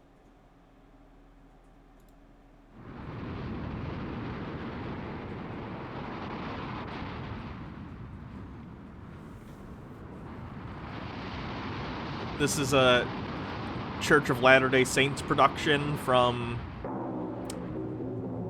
Does it have a date on here? Let me look up Johnny Lingo. Johnny Lingo. Johnny Lingo. 1969. Johnny Lingo is a 1969 film produced by Brigham Young University. The film and later remake... Oh, there's a remake. Nice. Based on a short story by Patricia Wagner in Women's Day. Johnny Lingo is 26 minutes in length and does not specifically mention the Church of Jesus Christ of Latter-day Saints outside of the credits. The film illuminates many LDS teachings, such as kindness towards others and believing in one's inherent self-worth. Okay, well, maybe it won't be... I mean, the depictions of the natives are going to be awful. It's 1969. It's going to be a nightmare. But other than that, hopefully it's not, like, an overtly bad message. I'm having a bad feeling about it, though, so I guess we'll see. Ronnie Alley, it's like a tiny amount of strong bleach that's sold by snake oil people to people who have kids on the spectrum as a cure. Oh, yeah, MMS. Undead 283. Love everything you do to be you. Oh, love everything you do, you be you. Thank you. Appreciate it.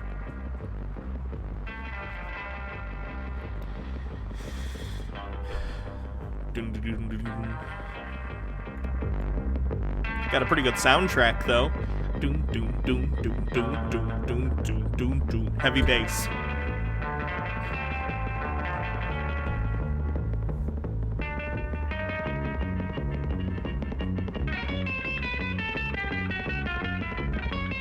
Kind of sounds like the Brady Bunch is going to Hawaii.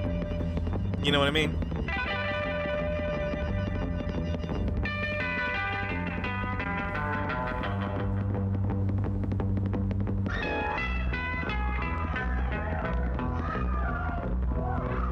It's blaxploitation-y. A little. I don't know. He comes! Johnny Lingo! He comes! Johnny Lingo! Johnny Lingo! How far is it away? There's nothing funny about the tools of capitalism. Thank you, Lucas Dawn, for following. Yes, Mr. Harris. I don't pay you to stand around gossiping. There's goods to be unpacked. But, Mr. Harris, Johnny Lingo... Oh, well, he comes often when he's through trading. But not to bargain for a wife. Johnny Lingo will ask Mookie for his daughter. Well, it's time. Oh, they're gonna buy a bride? That's no good. I've told you guys this before, but I never pass up an opportunity to tell this story because I feel it's fucked up. My something like great whatever grandmother was Native American, and she was bartered for. They did in fact trade animal pelts because that great whatever grandfather was a French fur trader. So that's a thing. Girls in the village flutter like... I said French fur trader. I guess I'm not positive he was French. I just associate fur trapping and trading with the French. He may have been some other nationality. I don't know. Birds when he passes. But Mr. Harris, Mookie's daughter, Mahana? Mahana? You mean the little shadow who comes in once in a while for a spool of thread? That's the one. She has a face like a stone, and she looks as though she missed too many meals. More like white man's boredom. Maybe 19 or even 20. Instead of burden. Very nice. Mookie Funny. long ago gave up hope of finding a husband for her.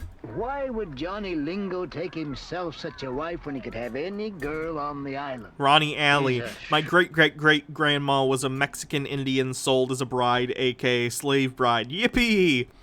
And someone else asked, she was traded for fur then? I guess. I'm not sure how much of it was, like, obliquely transactional. Like, I don't know if he had stayed with them for a while and met this young woman and got to know her. But being that life is not a Disney movie, I'm more of the opinion that, yeah, probably it was just like, I find this young woman attractive. I'm gonna buy her with the furs I have. Because the world is a nightmare. Yeah. True trader. She's not young, she's 19. Did he say that? I didn't. Any girl on the island. He's a shrewd trader. None shrewder. And they whisper it is because he can get her for nothing. Husband for 20. She's not young either. She's maybe 19 or even 20. Oh no. Mookie long ago gave up hope of finding a husband for her. Why would Johnny Lingo take himself such a wife when he could have any girl on the island? He's a shrewd trader. None shrewder. And they whisper it is because he can get her for nothing. I can't believe he'd take a wife like Mahana just to save himself a few cows. Britt Mersank says, family history searches always bring up scary shit. My great-great-grandfather had 2 child brides over the course of his life. The first were only 12 when he married her. He was 24. She had their first child at 14. Oh, fucking gross. That's a shame. Were they in, like, Appalachia or something? Or is that just, like, a common practice? I guess I don't know where you're from, so. I only know what they're saying. Well, it's none of our business anyway who Johnny Lingo marries. Here's the poplin Lonnie ordered. Take it away. She's waited a long time for it. Would you like me to tell her it is here? Tulo, you're a conniving scoundrel. You know very well she'll be at the bargaining. Why, sir, I had not thought. Oh, come now, Tulo. That's exactly where you want to be. Well, I don't suppose you'll be any good to me until the matter of a bride for Johnny Lingo's settled. All right. You may go. You guys ever watch 90 Day Fiancé? This makes me think of an old-timey, grosser 90 Day Fiancé, and 90 Day Fiancé is already pretty gross based on some of the people that are on it. This Johnny Lingo guy is coming to the jungle to get a bride in 1951 when basically all women were expected to have a husband anyway. How fucked up is this guy that he can't get a bride in America? Thank you, Mr. Harris. Hey, but don't forget to tell Lonnie. Do not worry, Mr. Harris. Mahana. Mahana? Mahana! Where is that girl? She knows today's the bargaining day. Mahana! I'll beat her. She's as foolish as she is ugly. Oh no! Don't beat your daughter, indigenous man. You don't want to let Johnny Lingo hear you say that? Didn't 90 Day Fiancé feature a 50-something-year-old guy in a relationship with a 19-year-old Filipina girl? Probably. There's a lot of big age gaps on that show. It's messed up, especially considering, of course, the women are from third world countries often, and they're in a bad financial spot, and they're clearly using the guy as a way to get to opportunity for them and for their children, and it's obvious and transparently transactional, and it's kind of icky. He has eyes, hasn't he? But he must think he's getting a bargain. He will get a Thicket as he says, He wants a woman going to mend a his Mormon roof. college is basically always like 90 Day Fiancé. Yeah. They gotta move into the married dorms so they can sleep together without getting excommunicated. He doesn't want to pay more than a 3-legged cow for her. You do not know what it means to have a homely daughter, Mehai. I'm ready to give him a cow, just to have him take her off my hands. Oh my god, this is disgusting. You're talking about your daughter like she's a cow to be bought and sold. And I will count myself fortunate to be rid of her. There's nothing She is funny no about the tools of comfort hugging a capitalism. Random invite with 100 bits. Take my bits, you wonderful woman, and cheers for continued quality streams. Thank you, much Corners appreciated. of the hut, speaking only in whispers and never looking at me. This is what comes, Mehai, of buying a 2-cow wife. Look at you. A 2-cow wife. Oh. You paid 4 cows for your wife. 5. And she gave you beautiful daughters. Your investment has been doubled. This is fucking awful. There's a remake of this too. I hope the remake is not this. I'm not even saying a tribe like an indigenous tribe somewhere would have really backwards views on women, because I'm sure plenty of them do. A lot of agrarian or pre-agrarian societies are like that, but they didn't need to make this movie about that. I see her. Are these all white people playing this too? It seems like the kind of thing they would definitely do. Mahana, you ugly. What are you hiding up there for? Today is a day of bargaining. Someone says probably like Hispanic or Italian. Yeah, maybe. Down and be ready to greet your husband-to-be. Mahana, I will not have this. Shall I follow you up there with a stick? Do you want me to put bruises all over you so that Johnny Lingo will see what a disobedient daughter you are? Oh, God. Was this like... Who was this for? Johnny Lingo. I gotta look this up again. Johnny Lingo. Oh, is this gonna be a white savior trope? Johnny Lingo's gonna show up and be like, I'll take you to the land of white people where no one beats their wives. Like, what? I have a feeling this is gonna get real bad and white saviory. Ugh, 1969. Directed by Wetzel Whitaker. Produced by, starring, distributed by the Church of Jesus Christ of Latter-day Saints. Was this like a TV movie? Was this... The film is licensed by Covenant Communications and is sold on DVD by Brigham Young University's Creative Office.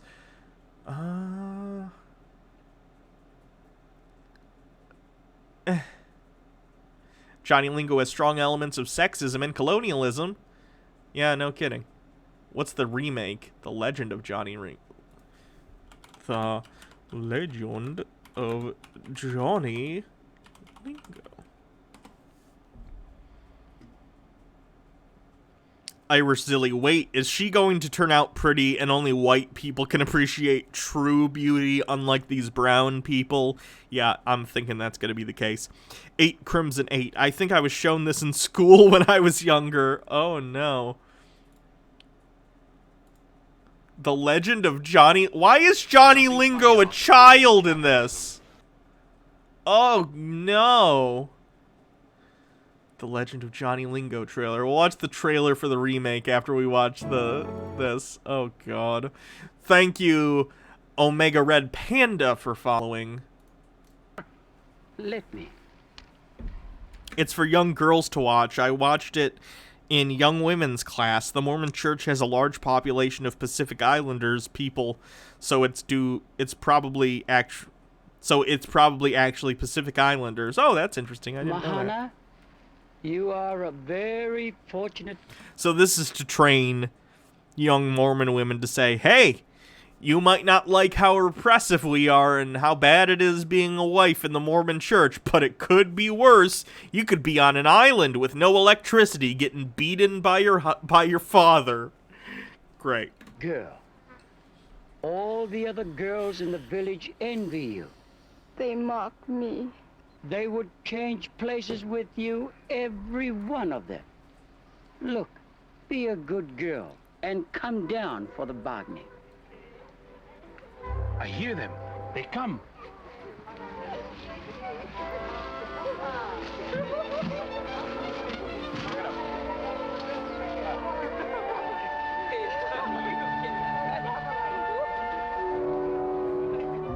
There's a sizable Tongan population in Salt Lake. I did not know that.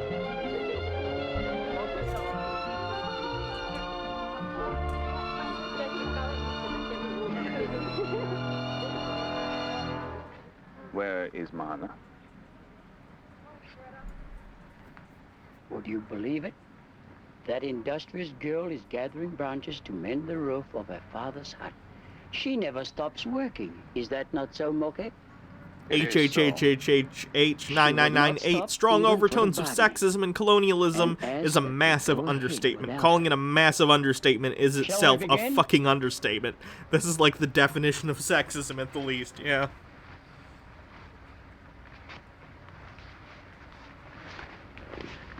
You gotta sit crisscross applesauce so your bits don't hang out. I seek the father of Mahana. I am Mahana's father. Oh, that dude is way too old for this woman. I wish to take Mahana for my wife. It is hard for a man to give his daughter to another. At least he's not a white guy. Can I point that out? I was so afraid this was going to be a white savior thing.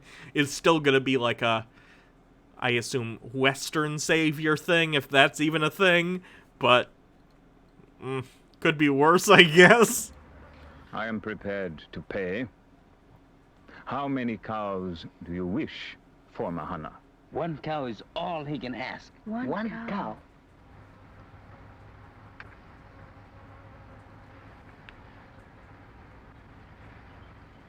I will consult with my counselor. If he asks for 2 cows, Johnny Lingo will settle for 1.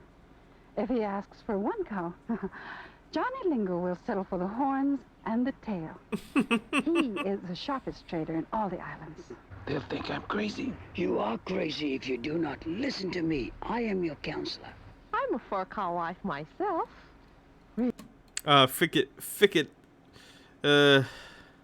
as he says, the Mormon Church didn't and low-key doesn't go for race mixing. That's fair. I guess I didn't consider that. Really? My husband paid 5 cows for me. 1 cow.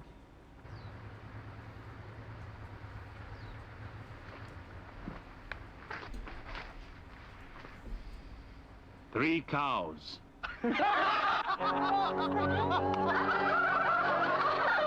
Oh yeah, they didn't allow people of color till very recently. Yeah, in Book of Mormon they say, and in 1979 God changed his mind about black people. That's a lyric because that happened. 3 cows is many. Or 1978, But I'm not sure. For Mahana. I will pay 8 cows.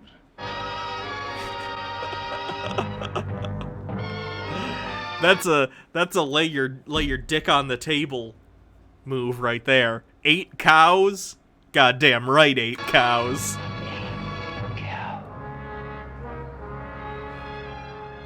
I will bring. It's okay to get bought and sold as long as your husband thinks you're pretty, Iris Zilly says. Them in the morning.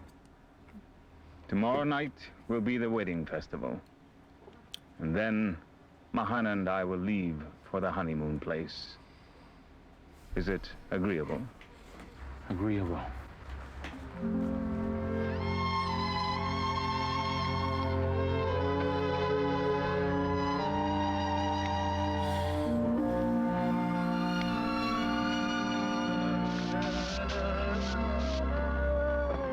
Well, Philo, did you find Lonnie? Oh, I forgot, Mr. Harris. Oh, that doesn't surprise me at all. Here I am doing your job. Get busy. But, Mr. Harris. What now? 8 cows, Mr. Harris. What are you talking about? Johnny Lingo has offered 8 cows for Mahana. Oh, no. You must be mistaken. Why, for 2 or 3 cows, a man can buy quite a decent wife on this island.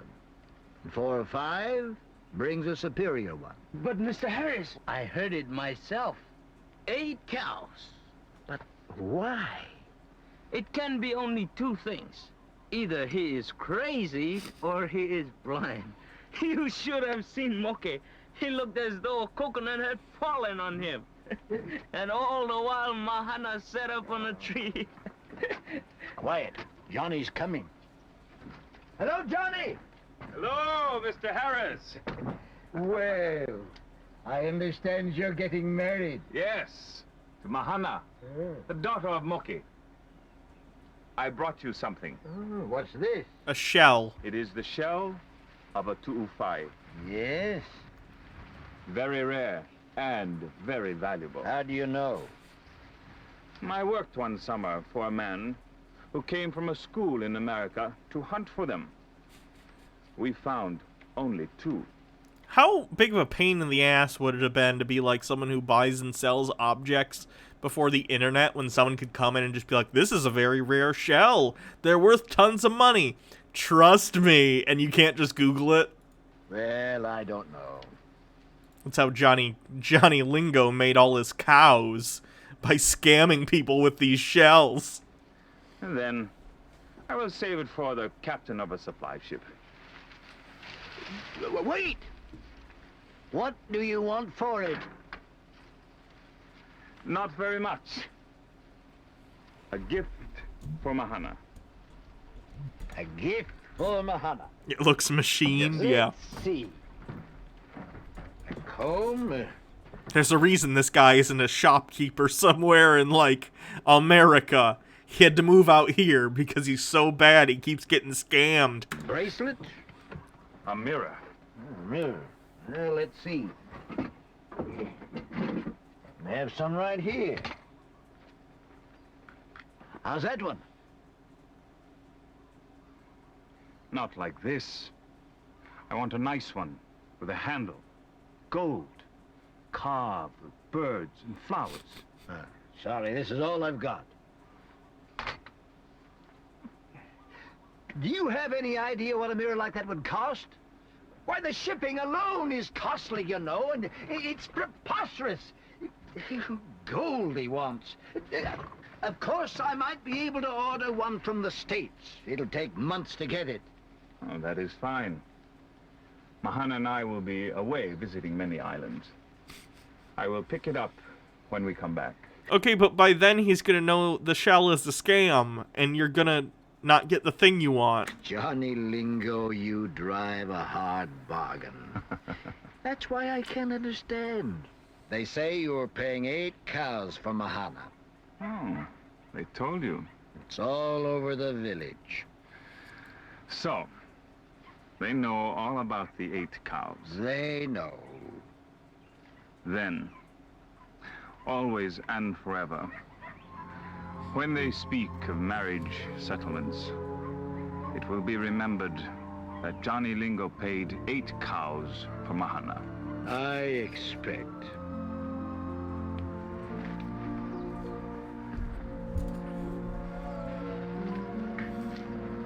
So that's it. He's neither crazy nor blind. He's just vain. Poor vain fool. Ungrateful. I have no idea where this is going. Because at first you think, oh, it's going to be like he's going to come and save her from this village where she's getting, beaten or whatever. But now he's also kind of a dick. So I just have no idea where this is going. It was bad enough at the bargaining, but how will it look this morning if you're not there waiting for him when he comes at the cows? He will not come. Nimnix, what is this? I would not blame him. Capitalism, baby. If he had offered me a cow that gave sour milk, I would have accepted it gratefully. Did you hear them? They laughed. They mocked me. He mocked me. You will see, he will not come. Could it be? Never in the history of our island has a bridegroom changed his mind after the bargaining. Never in the history of our island has anyone paid 8 cows for a wife. And for Mahana. I will admit, it seemed incredible. No. Mahana has a head filled with straw. But this once, maybe she's right. You give up too easily, my friend. This morning is not yet over. 8 cows. And I could have been a rich man.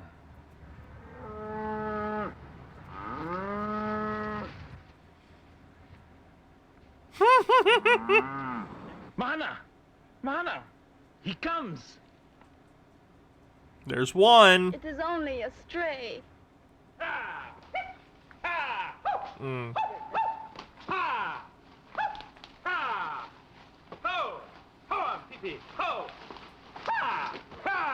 Four, 5, 6, 7. Do you really need to count on your fingers like that? That's it.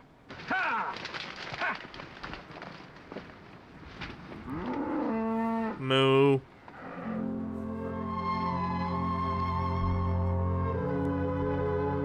J.R. Chadwick asks, is it raining up there too? Good question.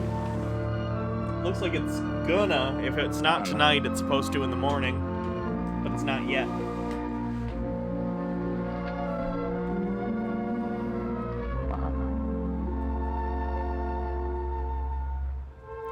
There's only 8 minutes left. There's only 1 minute for every cow left. What is happening? What is this about?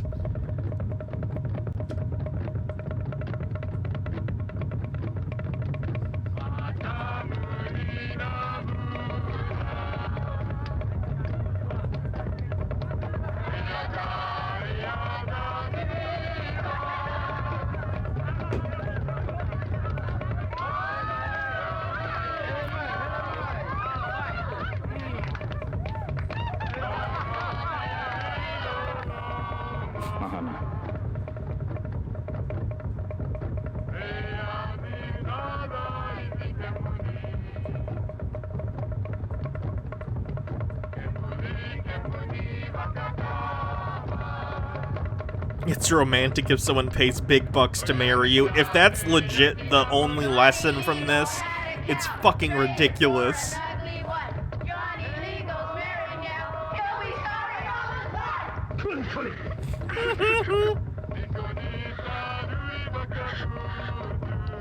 Seems like a retelling of the parable of the pearl of great price. I'm not familiar. Don't cry, Mahana. It's true.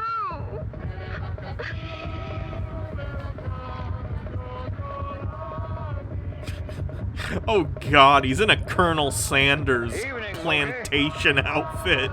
God. I came to congratulate the newlywed. Over there. Johnny Lingo and my Mahana. I own 8 cows, you know. I'm a rich man. Sit down and have some beef. Thank you. I'll join you later.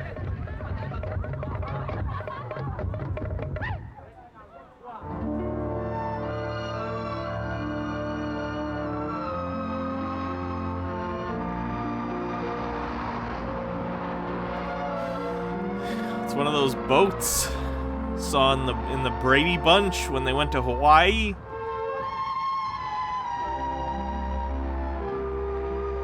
What's this thing for on these kind of boats? I assume just for stability? Well, I don't know if boats have that then. Nico tells me he saw a candle flicker in Johnny's hut late last night. Oh, well, then they're back. It's about time. They've been gone longer than I expected. And that mirror of his has been here gathering dust on my shelf for months. It's a beauty. So they've been on the honeymoon island fucking each other for months with no shower. That must be great. How do you like that, Tulo? Ah, it is beautiful. Mahana's face will crack the glass.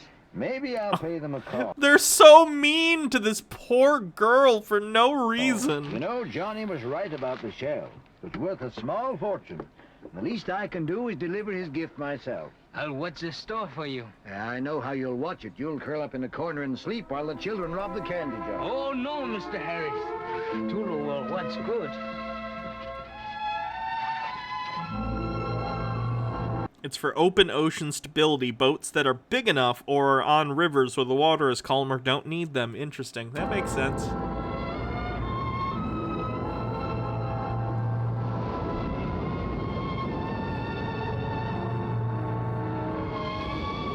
Oh, are they going to be dead? Oh, it'll be hilarious if they're dead. You cheat me. She's worth 10 cows. You cheat me. You cheat me. Oh God, has he has Johnny Lingo accidentally destroyed the economy of this island by vastly overpaying for his bride? And now everyone wants more than 8 cows because they don't want to be the bride that was sold for less than the quote-unquote ugly girl? That's hilarious.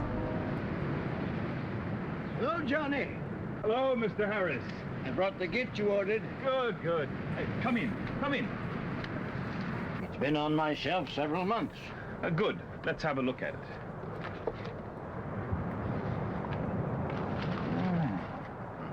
It is. The dad is mad because he undervalued his daughter. Well, the dad thought she was worth 1 cow, and he got 8 times that. He's just a dick. Just as I wished. No other woman on the island will have anything so fine. No, it's a gift truly fit for an 8-cow wife. Yes. Excuse me. I will take it in to show Mahana. Mr. Harris brought the gift I ordered. That was kind of him. Look. Oh, is the reveal gonna be, she's beautiful. All it took was someone seeing her as beautiful for her to become beautiful, which is also the moral of an awful Star Trek The Original Series episode, by the way, one with Harry Mudd. Like it? It's the most beautiful thing I've ever seen. I wish I had a gift for you. It doesn't make any sense, though, practically. Yeah, no kidding, it's shit. It's full of shit. Your gift to me can be seen by all who look at you. hello to Mr. Harris. Good morning, Mr. Harris. But she looked like this the whole time. She was just hidden behind stuff.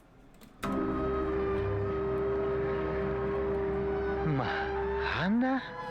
Welcome to our home. I Jesus. Mahana. Mahana must go for some water. Will you excuse her?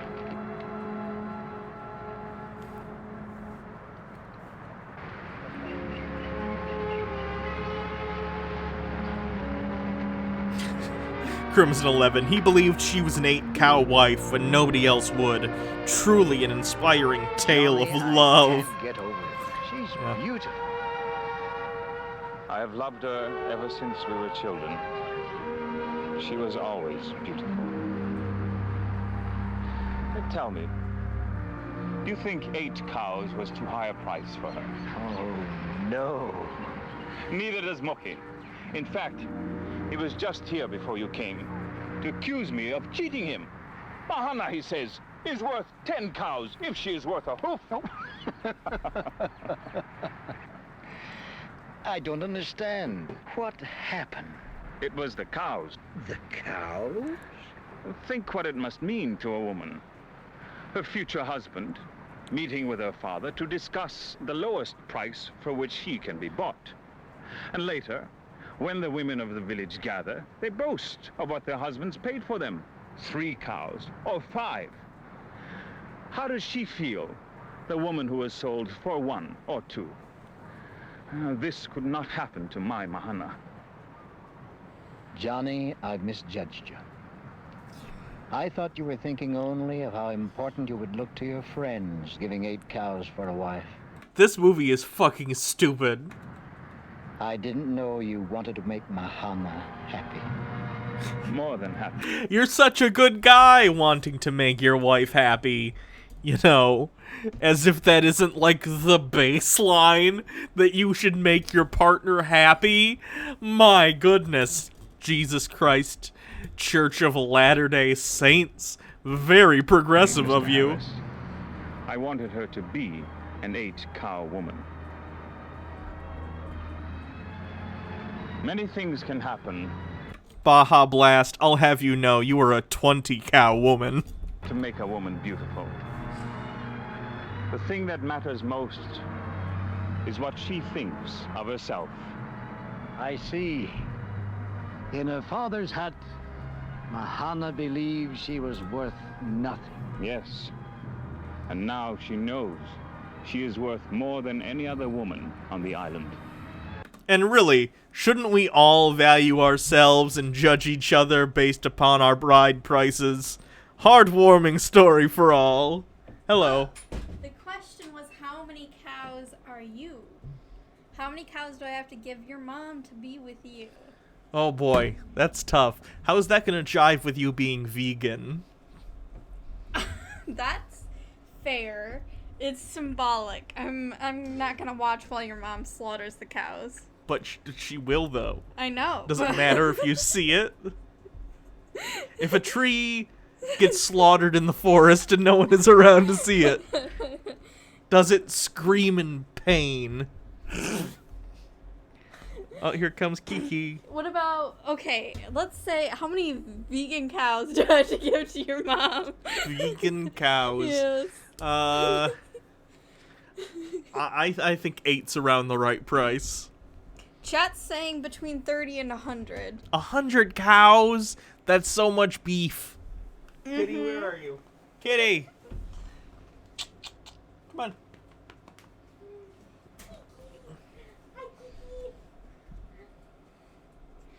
Hello, I found Kiki. a cat.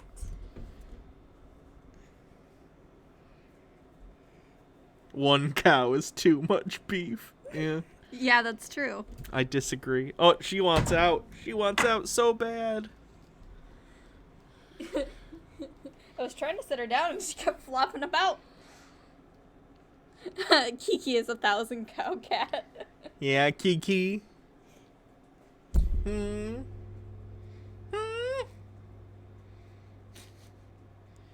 Now I gotta watch the trailer to the remake of this. Chat. I'm gonna pay Hannah's mom 1,000 cows. Good luck with that. Oh, is that your microphone? I'm gonna use it anyway. That's my water bottle. Don't sit on the... Okay. You just want to sit right near the microphone? Me? Yeah. Uh-huh. Why? I'm reading. Okay, I'm gonna play this trailer. This is a trailer for the remake of the same thing, in which, bizarrely, it looks like the children are children. Yeah. I'm really hoping they completely change the plot and that this is not about a bride price. Otherwise, fucking ew. But think about your student cow debt.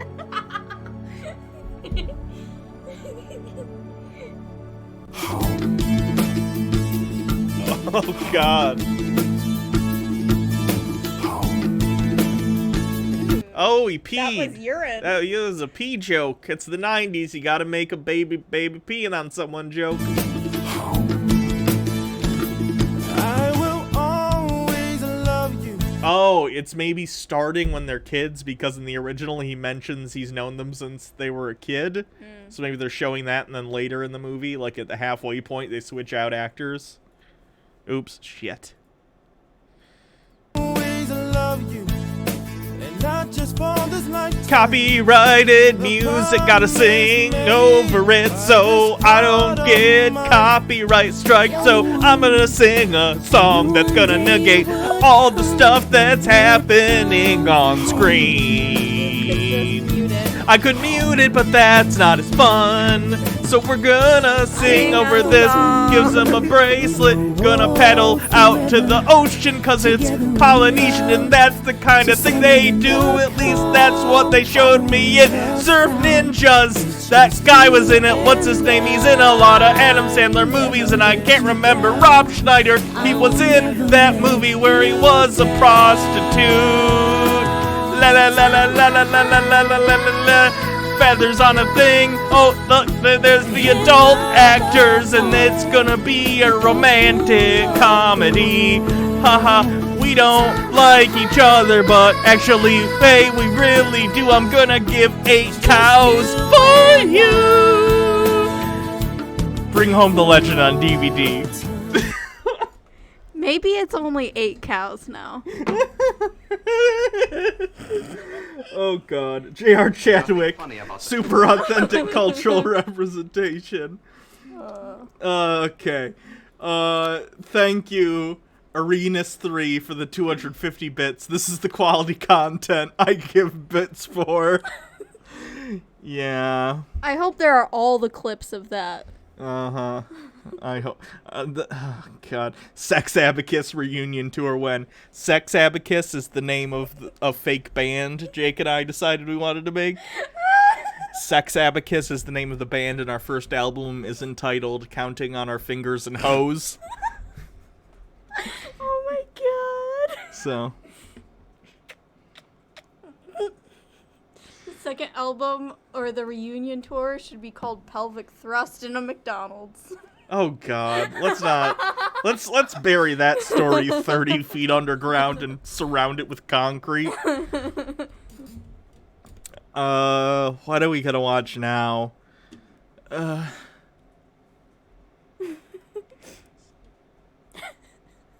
Spirit Science, Girl Defined, Jilly Juice.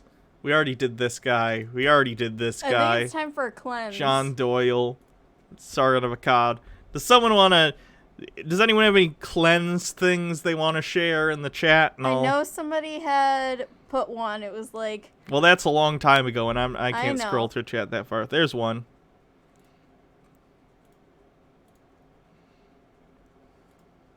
Kiki. Click. Troy. Binging with Babish, Troy's Nothing funny Casserole. about the tools of capitalism. There's this one. Oh, it's that one. That's the one I was talking about. Oh, God. Okay, I'll watch that in a sec.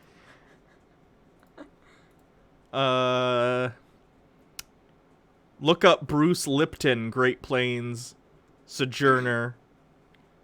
What's it? Bruce Lipton. Bruce Lipton.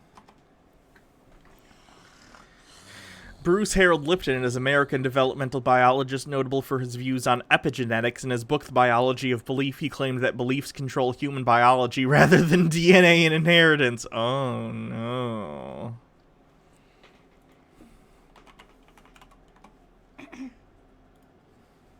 You don't want to do that. You don't want to Baja Blast rant right now.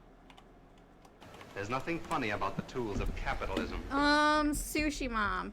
I am a vegan because, so I was vegetarian from the Hype train at 31%. Oh gosh. So I was a vegetarian from the time I was 7 till 14, and then high school, you know, peer pressure, whatever, I started eating meat again. And then when I was in college, I had my 7th kidney stone. And after that, like, I had changed everything. I had gotten more calcium. I had done everything they suggested. And the last thing that was on the list was, okay, maybe you can't process animal proteins very well. And so I stopped eating animal protein. And so I was vegetarian, and then I just went vegan because Evandris, thank you for gifting subs. I never liked milk or cheese or any of that to begin with. So it was just easy. Cheese is delicious, though. I hated cheese. I used to take the cheese off of my pizza as a child. I never liked cheese. It was always gross to me. Same thing with eggs. I hated eggs. If somebody, like back when I used to eat brownies that had eggs in them, I could taste the egg. That's gotta be a mental thing. There's no. I don't know if I believe that. Well, too bad. I experienced it. Okay. A lot of people experience alien abductions. That doesn't mean they happened. Bite it, Hannah. I will. I'm also lactose intolerant. There's nothing funny about the tools of capitalism. JR Chadwick, 100 bits. I'm on the exact opposite. I need more animal protein in my diet to lessen my muscle stiffness and wasting. That's a shame. Oh, there's a Charles in here now. Hello, Charles. You scared me. I didn't know I assume this is an improv group? Oh, written and performed, so not improv. So a sketch. anyone else was in the house. Wait, Benjamin Reynolds. It's me, David from high school. You don't remember me? You used to bully me. Charles is a cat that resides in this house. What am I doing in your house? Sure, Sir Charles McCat the Seventh. I fucked your dad last night.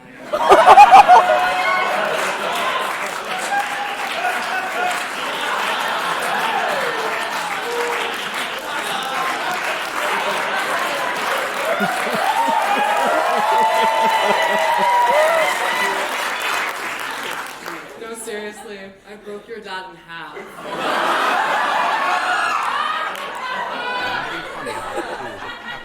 I literally split him in the master bedroom. Ficket is he 100 bits with a link. Hold on.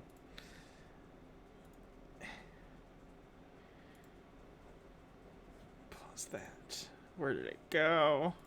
What are you up to? Where are you going to school? Miami?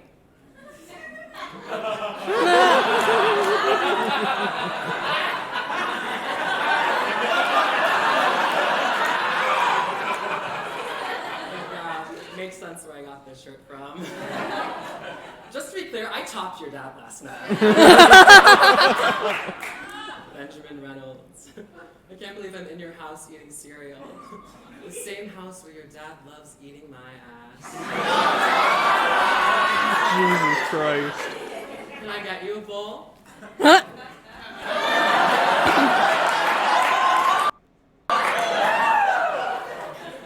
I swear to God, when your dad and I locked eyes mid-fuck, he looked really familiar. I just couldn't place him. No, remember when you used to give me wet willies in PE? Yeah, last night, your dad sucked my dick. It's one joke, but I think it's a funny joke, so I get it. Again, it's incredible to bump into you. Honey Nut Cheerios are so good. Where's your mom? You're gonna want to sit down for this one. She was watching. I knew that was coming. Mom and Dad are really kinky, but very verbal. At one point, they were calling me Daddy. Oh, God. I guess that makes me your granddaddy. You can still call me David, or whatever butt-fucking gay slur you and the football team used to call me. It seems fitting since your mom cheered me on while I pig-skinned your dad.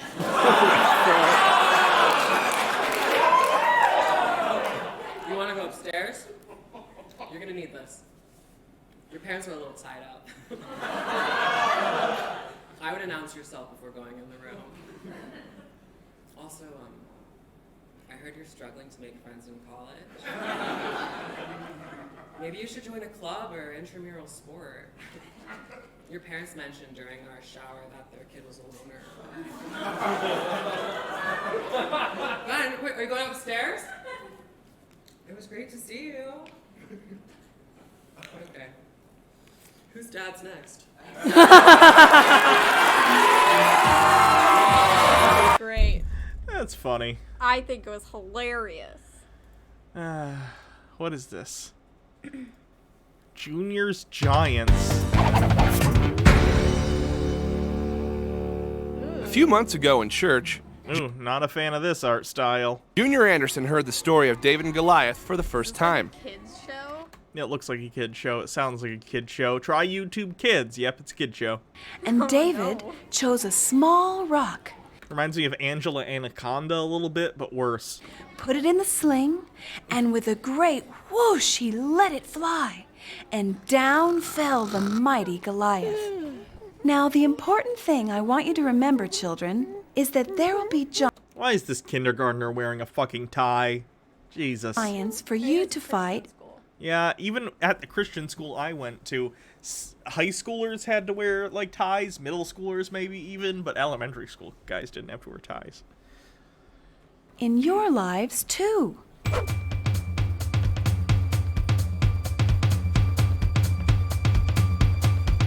Yes, Junior?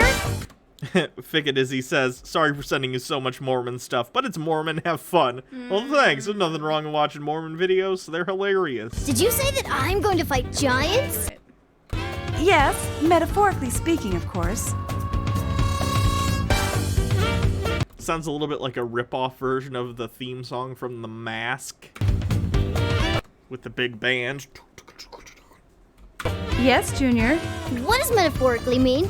That means Bye. that your giants will be problems in your life, like temptation or sin. Yes, Junior? To be clear, there will be giants, yes, no. You bet. That is so awesome! And that was the day Junior learned that he would meet his giants. Recently, Junior decided to show the world what he called his natural athletic ability. First, he tried football. Then he tried dodgeball. Maybe I'll try dodgeball. Then he tried baseball. Baseball. Definitely baseball. Finally, he settled on tetherball, and was therefore supremely disappointed to find out he wasn't good at that either. You're not good. Maybe with a stepladder I could scale. You're not tall. Perhaps with some kind of trampoline shoes I could spring into the air at the exact moment that the ball... I'm winning. Maybe a monkey could stand on my shoulders and balancing with his tail. You lost. No!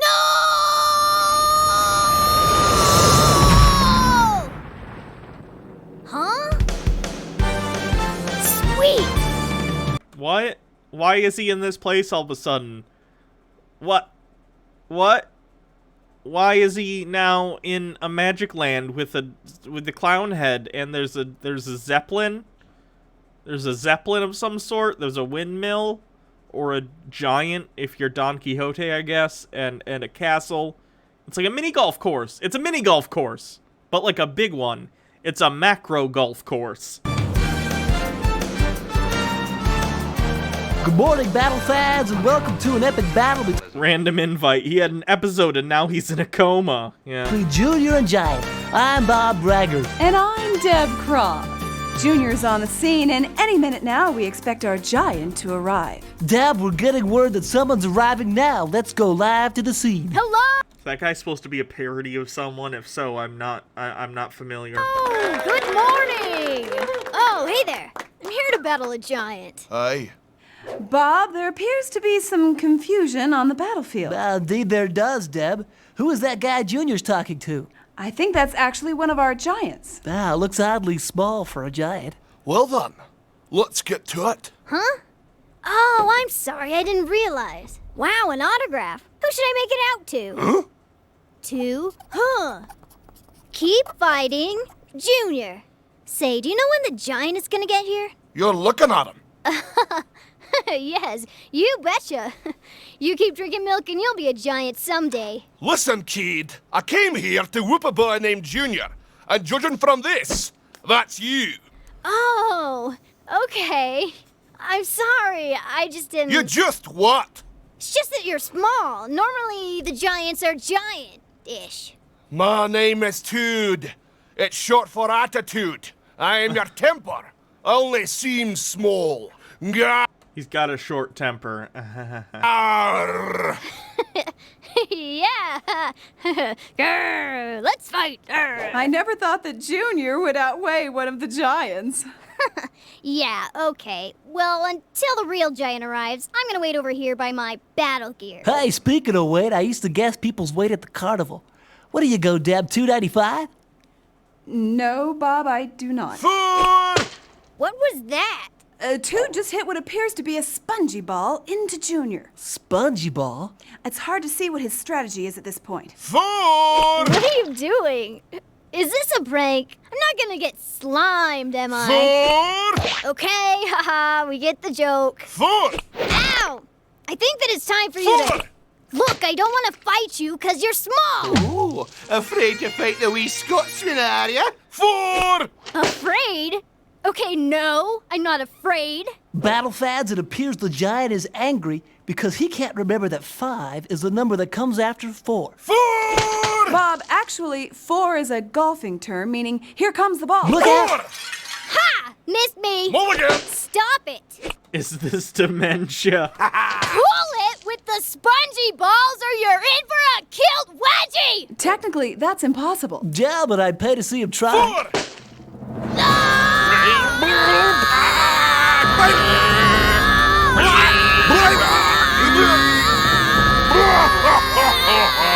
My name is Tood. Short for attitude. I am your temper. Remember, that which doesn't kill you makes you more angry. Meanwhile, the kid's parents debate whether or not it's too soon to take him off life support. Whoa, he may be bad at math, but he can sure hit the long ball. Well, that concludes round 1 with the... Oh my gosh. Ugh. Spirit science. Spirit science. Save me. Most popular. Astral projection. Channeling. Dimensions. Meditation. The keys to our past. Male and female energy. Insights of ascension. The 4 elements. Cosmic connections.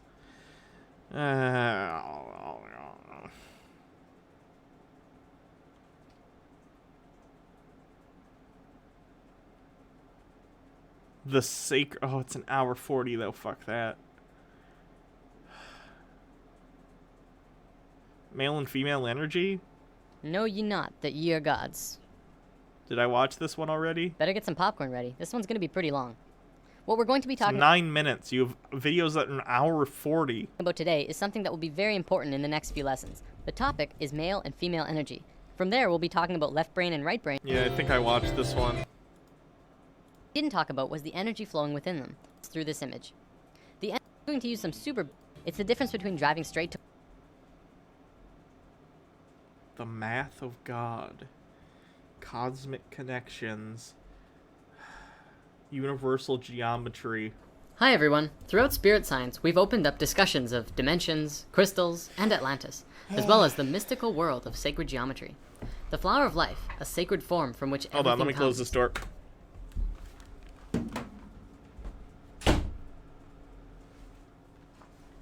Oh.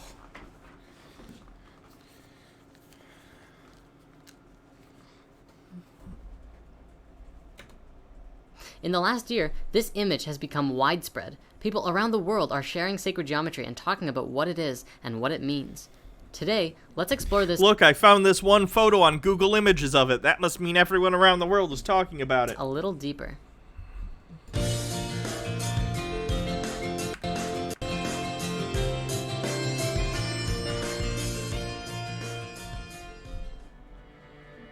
In the field of quantum physics, we have now verified this to be the structure upon which everything is built. Particle physics is still having some trouble. Citation! That'd be a good emote. Citation, source needed, something like that. That wouldn't be bad. In physics, we have what we call the standard model. But the standard model is not a complete model of the universe. It does not account for gravity, or how particles that have no mass can have a mass when they come into physical manifestation in the third dimension. Personally, I think we can know a deeper truth than that, but we'll get there shortly. With last month's discovery of what a lot of people are calling the kind of sort of God particle, it seems we're getting closer and closer to figuring this whole thing out.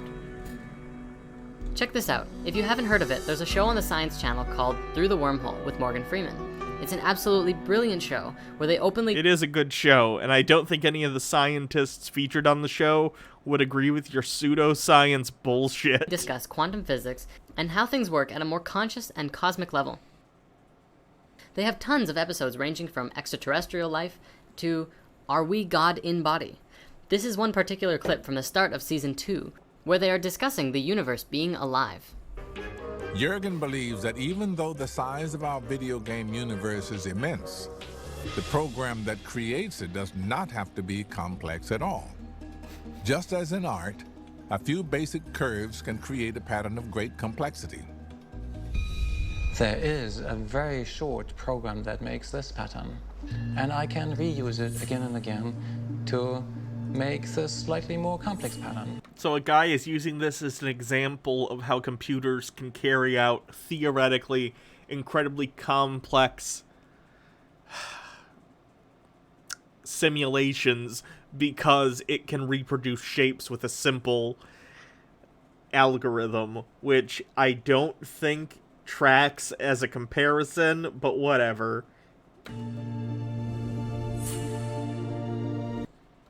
Because he thinks the world is a simulation. Only very few of these circles are used to define every little detail of this drawing. Which means that the final drawing, this one here, can be encoded by a very simple program that can be written. Okay, but you're the one who picked out the specific shapes that make this particular drawing, and that's a completely different thing. Like, anyone can make a monkeys on typewriters, you know, random thing of lines and then say, oh, let me try and eke out the correct parts. The fact that the computer isn't doing the let me assemble this original picture part, that's the difficult bit. It's not impressive because you made a bunch of random lines with some code and then went, what does this look like? And then tried to pick out shapes like you're looking at clouds and trying to say what they look like. Down in 3 or 4 lines of code. The entire universe is nothing more than a pattern of atoms. So if we could find a simple program that recreates that shape in a simulation, Jurgen believes we could understand all of physics and the entire history of the cosmos. So if we had this short program that computes this universe, then of course we could replicate every single event that ever happened within it. Especially would, in principle, be able to figure out what exactly happened during the Big Bang and then afterwards. From the quantum physics, we can see that this pattern is fundamental to our biology. From the quantum physics. Alright. We've even seen videos and images now showing that your physical manifestation into this Earth reality, into your body, moves in the same pattern that the universe is formed through. You are the genesis of creation, and you are capable of tuning into it. Okay, no, cells just replicate, and this doesn't really look like this. They might look overlapping, but that's because you're looking at like a 2D top-down view through a microscope. That doesn't make it the same as this two-dimensional image with fractals. It's not the same thing. I want to introduce the template. A beautiful team of lightworkers in the UK have been doing their research and putting together videos that show a 3D geometric program that helps facilitate the activation of your higher strands of DNA. We're going to show you a few clips from it and highly suggest you check out more of their work, as well as their website. The following is an alchemically coded ceremonial experience. Baja Blast says, "Oh no, those are the stage of embryo I work with." And then Pseudosapien says, "But thing sort of look like thing, though." That's as far as the thought process went on this one, I think. Permanently. Re-embracing your field of awareness into the holistic space-time continuum, electromagnetically. Functioning upon the laws of resonant harmonics, these codes reconnect the energetic delivery system that downloads a holistic virus of source consciousness. This means nothing. This divine directive enters the human biocomputational field and initiates the collapse of programs that are reliant upon the synthetic mutant matrix. These words all have meaning put apart, but when you put them in this sentence in this order, somehow they lose all meaning. Weird how that works. Creating a disassociation from the predominant dualistic ideology of chemistry, allow integrators evolution begin. The flower of life is the pattern of how consciousness creates reality. It creates through spheres of awareness in the void to create conceptions of space and dimension through vibrating waves of energy. This energy is the original consciousness field that is interacting with itself by expanding its awareness within as well as outside of itself. Every time it expands, it can go deeper in understanding what itself is by experiencing itself and creating something new. From the flower of life manifesting, there are 5 basic structures that come into manifestation first, which are the oh boy, it's the dice from D&D. The elemental forces of energy. From there, they continually fractals into smaller and smaller aspects and variations of each other to create, more specifically, the detail. It's a D4, that's a D8, this is a D6, this looks like a D12, and this is a D20. All we're missing is a D10. Of the reality. The important thing to remember with this geometry is that you are it, and it is you. It is everything in the universe, which includes your consciousness. Many of you out there might see this and say, oh, that's cool, but not really know how to integrate it into your being, knowing, and everyday life. And others of you will look at this and say, bullshit, that means nothing, and move on. There are a few ways to do this, discussed before. Helixalay is a game of creation and expansion of. Alright, I'm bored with spirit science already today. I need some Jilly Juice. I think we all need to recover and get on our immortality trajectories by watching some Jilly Juice. We gotta get off this death trajectory, and spirit science is putting me on a very, very sharp death trajectory.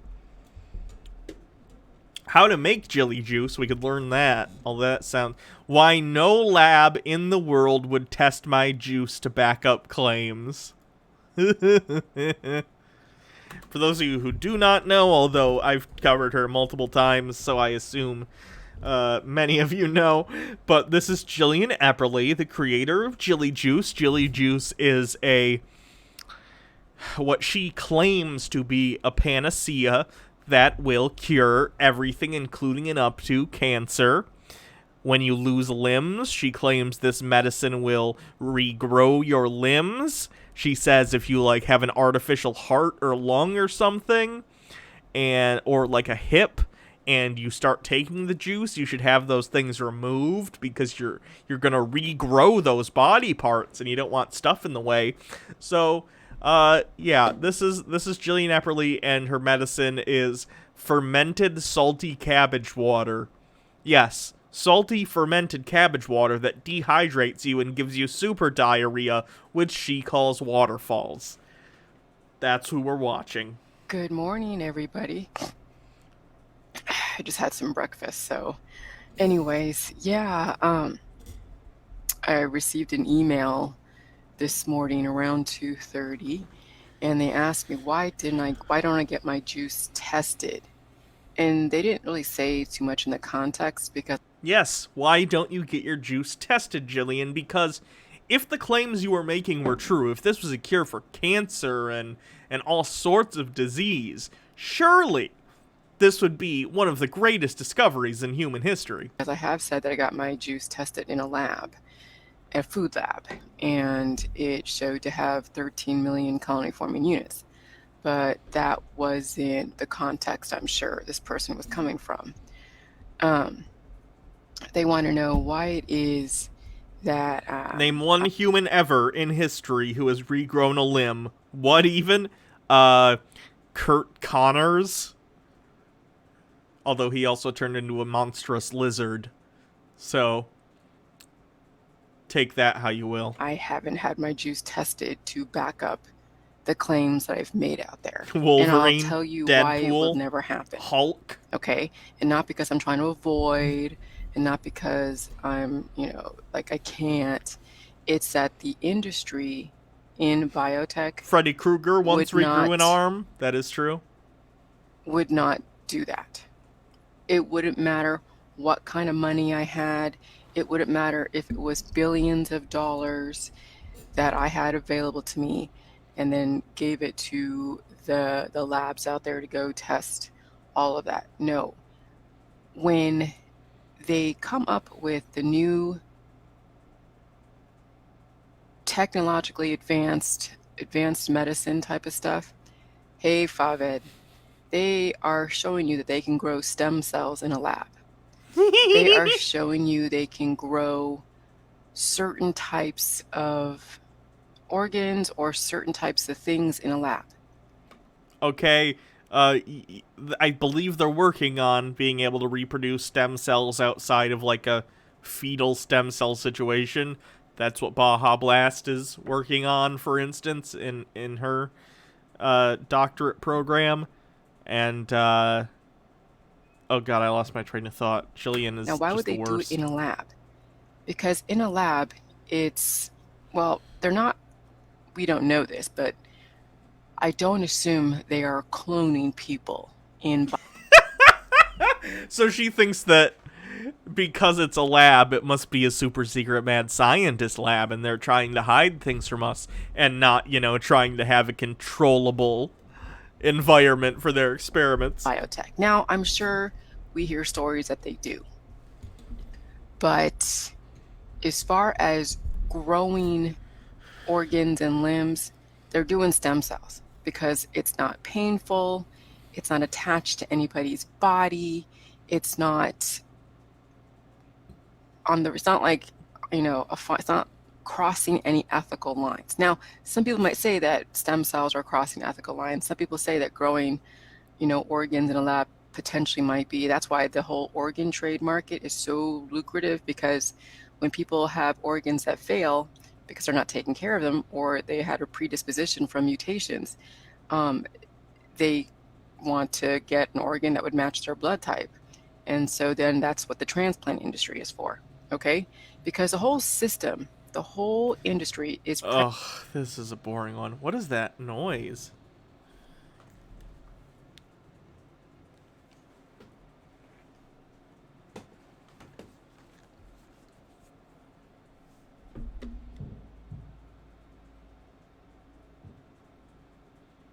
Making homeopathic medicine illegal per the FDA, and cannabis's epigenetic effect on the body. Facebook jail for spamming.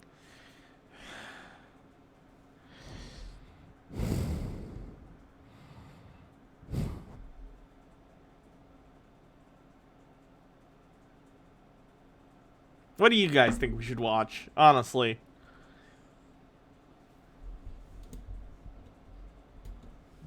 Let me know. I got Akkad, John Doyle, this dude we could do more of, this dude we could do more of. I'm not feeling Jillian today. I don't know why. We got Girl to Find. Oh, good. We got some people putting stuff in the chat. Let me... There's something. There's something. I did have a question. Bruce Lipton. Oh, this is the guy you were talking about. Yeah, we'll do Lipton. What's this?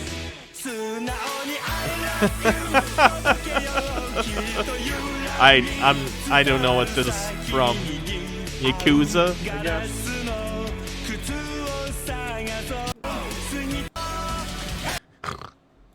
Isn't that a game about, like, you know, the Yakuza? My quick skincare maintenance routine. John McLean. I have no idea who this is. Let's look at this, though. Come in, Uncle Bruce, through the email, and it has to do with science and religion and how these two forces have been pretty much competing with each other. That's not the link you sent? Hold on.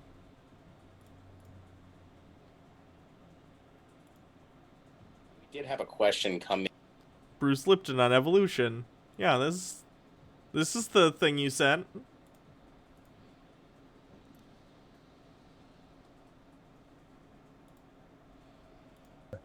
For many, many years, and even go further than that to say that the ideas of creation and evolution have been polarized in so many ways. You've got religion with the creation, science and the evolution, and some people say, oh, it's one or the other, but do you have any insight?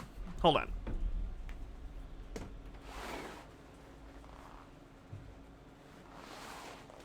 I gotta see what's making that noise. I'm just really curious. I'll be right back.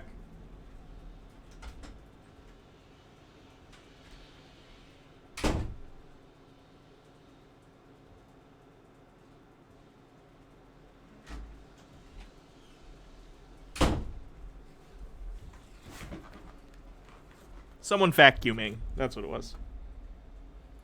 Into how these two forces actually do exist, or do they simultaneously exist? Are they mutually exclusive? How do creation and evolution work together?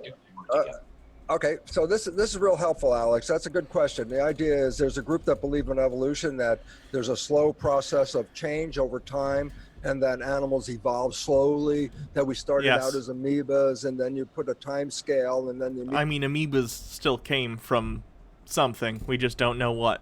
We could have developed due to abiogenesis, due to panspermia, due to some other factor. We really don't know how life started on this planet. Amoebas come together. We do know, however, that once it got here, evolution took place and things did change over time. They informed different animals, and then the animals evolved, blah, blah, blah, blah. And all of a sudden, evolution. Creationism said, oh, everything was already here to begin with. And that is what has really separated the science part from the religious part. The religious part claiming, yes, everything was already here. God created it, boom, and there was all at once, the entire earth, everything was complete. And that's hard to resolve. How do you resolve two quite obviously polarized perceptions? One, well, you would look at the evidence and see which one is backed up. In this case, religion has zero evidence to back up that claim, and science has tons and mountains and decades of research to back up the fact that evolution does in fact take place. Again, that has nothing to do with the actual origin of life. That's a completely different topic altogether. But if we're talking about, did everything come into existence in the way it is now, or did it come into existence some other way and then evolve over time? It's the second one. Things evolve over time. Everything was here from the beginning, to everything evolved from the beginning. And the answer is, and I love this, Mickey the Ficky says, hi Hannah, it's been a while. How are you? I'm doing well. Thank you for asking. I hope you're doing well as well. What was here first, before the physical world, was the energy world. This is quantum physics. The whole universe is made out of energy. Everything came from energy. The energy that we are immersed in, wherever you are right now, wherever you're sitting. I'm pretty sure energy technically came into existence as far as we understand it at the Big Bang. So energy all about you right now. Man-made energy such as cell phones, TV broadcasts, radio broadcasts. Those things aren't energy in and of themselves. They're broadcasts piggybacking on the back of radiation already present, and they use those frequencies to travel. Planetary energy from the sun and from the minerals on the planet and the crystals and all that. There's energy involved as well. Now, what's interesting is the energy gives shape to the matter. And this is really cool because this is the understanding of quantum physics. The field, that means the energy. This is a quote from Einstein. The field is the sole governing agency of the particle. And the relevance about that, it says that the invisible energy is actually shaping the material mechanical world. I mean, sure, but everyone recognizes this. Gravity causes things to be the way they are in certain ways. The fields that hold atomic structure together do create the atomic structure, but I think that's kind of a given. We are slaves to the physical laws that are a part of the universe that we reside in. That's always the case, and things go along with those rules because they have to, and because of that, design will have that in mind. I'm using design here as sort of poetic language. It's not actually design in the way that creationists will think of it, but like an atom exists the way it is because of the physical forces in the universe that dictate how those things are allowed to be together. Otherwise, they wouldn't exist. I'll give you an example of that, and in my lectures I give an example. I take a piece of iron and use a file and file the iron down and get a pile of iron dust called iron filings. And I go, then what? I say, well, I put those iron filings in a salt shaker and sprinkle them on a piece of paper, and I get a random pile of iron filings every time. And I say, okay, wait, I'm going to do something different. Is he going to talk about a magnetic field and how you can, like, see a magnetic field by using something like iron dust or any ferrous metal dust and then putting a magnet there, and you can see the magnetic field sort of form by the way that the iron or whatever conforms around it? Different. Before I sprinkle the iron filings this time, I put a magnet underneath the piece of paper. When I sprinkle the iron filings, when there's a magnet in the paper, under the paper, the iron filings don't form randomly. They form the beautiful structure of the magnetic field around that magnet. So, and every time you throw away those filings and sprinkle it again, you get the same magnetic field. What was the point? Where did the structure of all those iron filings come from? When I first did it, just random pile of iron filings. When I did it with the magnet, the iron filings formed very concrete structure. The answer is the field, the magnetic field. I don't understand where this guy is going with this. Yes, the things in the universe can only abide by the laws of physics. Yes, and. I'm waiting for the and. Determine the disposition of the iron filings. So here's my connectivity moment, is when the universe was forming, when the Earth was forming, there were energy everywhere. Everything is energy. The Earth itself is energy. So this is the part that we have to separate from Newtonian physics that says, oh, the universe is made out of matter and energy. And we go into quantum physics, and quantum physics says, no, everything is energy. Even the matter that you're looking at is actually energy. Okay? Now, let's bring it all together and say this. The energy was in the field before the physical particles, the cells, were in the field. When the cells evolved as cells, they were like iron filings. And so when the cells evolved, they didn't just form random piles of cells all over the place. When the cells evolved, they created structures that complemented the field. When the field changed, so did the animals and the structures in the field change. Okay, but it's not a field. It's sort of a force we call natural selection, and the way it works is things that are more able to survive and reproduce are more likely to do so. It's not a literal force. It's a way of understanding how processes weed out what's the word I'm looking for? Not undesirable. Unfruitful, let's say, characteristics. Those fall by the wayside simply because unfruitful characteristics don't lead to reproduction. There was a It's not a literal force like magnetism or gravity. period where we had a field for dinosaurs. But that doesn't exist anymore, and neither do the dinosaurs exist anymore. Again, you're drawing such a broad net by claiming that by claiming every reality of the universe is a force. I feel like you're casting too wide a net as to not mean anything by what you're saying. And all of a sudden you say, so why is this relevant, Lipton? And the answer is simple. The idea of the organisms existed in the field before the physical manifestation of cells that came together to create those animals in the material realm. And so I said, well, creationism occurred, yeah, because there was energy in the field, but there wasn't any structure. The structure took time, because once you started with particles, you had to... But why do you assume that there's creation at all?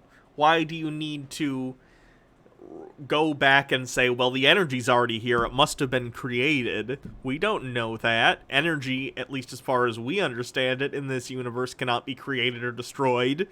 It just sort of moves into different forms, and even though we can't see prior to the Big Bang, it's entirely possible the energies that went into this universe were present somewhere else outside of what we understand as the current universe. I don't know what that would mean, but it's entirely possible. It doesn't require a supernatural entity to be conjured in order to explain away this start point. slowly accumulate the particles to make the cells, and then you have to take the cells and accumulate them to make the organisms. There's a time period. So the creationist part, timeless, just happens in the field. Boom. Evolution, time-bound. There's nothing funny about because the it takes tools of physical capitalism. time to get the physical particles. In the case of iron filings, Great it Plains was studied, Sojourner with 100 to bits. conform to This the guy has a existing field. PhD in biology, So evolution- uses that fact to claim some authority in this sort of thing. I fully bought into his grift after I left Christianity. In a way, it made me more open to accepting actual evolution when I started being more skeptical. Well, at least even though he's full of shit, he was a stepping stone to a better, more reasonable place for you. That's a positive. Creation is a time element. Creation is an instant element. Both of them are required to provide for who we are at this moment in time and what's happening to us in the future. And that's why studying the field becomes really the best indicator of what's going to happen in the future. But in regard to religion and science, the separation that I believe in creationism, and I believe in evolution, and I go, okay, bring them together. That's what Why? this whole beautiful evolution. But why? What is your evidence that there is creationism? That there was a creation? You need evidence of that. The part about is the Newtonian theory is a polarity theory. Matter, energy, separate from each other, polar views, blah, blah, blah. Quantum physics, a unitized story. Energy and molecules are one and the same. And so we are coming from a polarized view of the world, in the case we just mentioned, creationism versus evolution. I say, no. In quantum physics, they both come together. No, they don't. What? Why are you claiming that quantum physics has anything to do with biology? I mean, the broad strokes it does in the sense that everything in the universe that we're describing interacts with other things. But quantum physics does not say creationism is true because matter and energy are technically the same thing, whatever the fuck that means. Again, I'm not a physicist. I don't know. Creationism existed, Stupid. but there was no physical structure in that creationist picture. There was a field. Yeah, why must The there be a field middle that ground between sense and contributes to the nonsense? organization of the particles, Yeah, I agree. which then take time to complement or manifest that field. So evolution was a time element. Creation was an instant element. But when you put the two together, it says, That's not my stream skipping, by the way. It's whatever this was filmed from. It's like, again, the polarities of the planet are causing the problems. It's the unity that will bring us together in harmony. And now science versus religion in regard to creation versus evolution is not a versus anymore. Creation and evolution and harmony is what we're looking for. But any group or organization that wants to polarize, by definition, is preventing our evolution. Because in polarity, you're not providing harmony or unity. And this is what quantum physics, the whole emphasis of quantum physics is. This is a unified whole evolution, planet, energy, matter, it's all one. evolution, dark, and Jesus unity. Christ, this guy's full of shit. I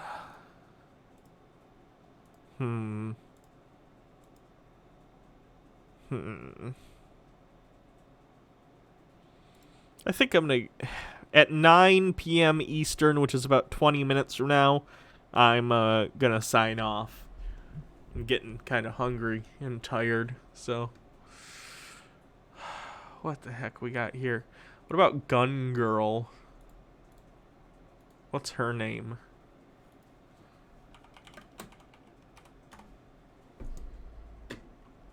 Liberty Hangout.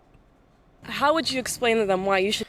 This is the Gun Girl lady who shit her pants. I'm looking for... Yeah, let's see what most popular.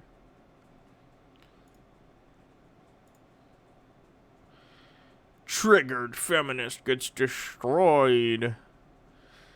Pride gets peaceful. The circus coming to Austin.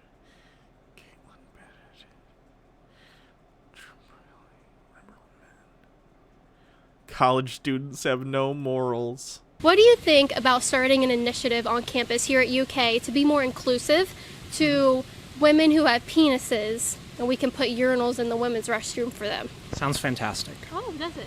Yeah. Okay. What about, let's take it one step close, more for inclusivity here on campus and put free tampons and pads in the men's restroom for men who have periods? Sounds great. Okay.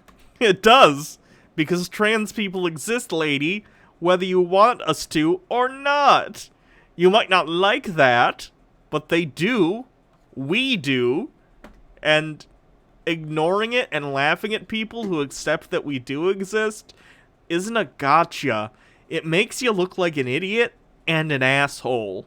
And I know, based on the size of your turds, you got a big one. That's all I'm saying. Did you see the size of that poop, guys? It was like a 50-year-old man poop.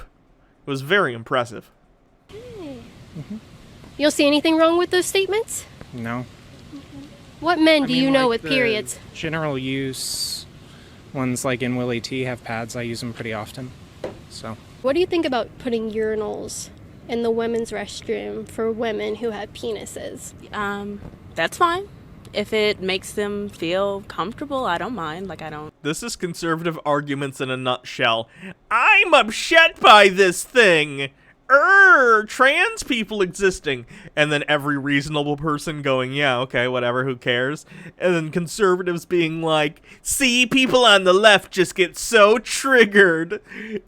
I can't believe she posted this and thought it made her look good.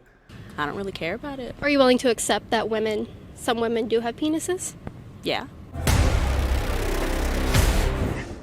We're here today at the University of Kentucky to see if college kids think we should put tampons and pads. Yeah, we get the premise. You already asked like 2 people, dipshit, we know.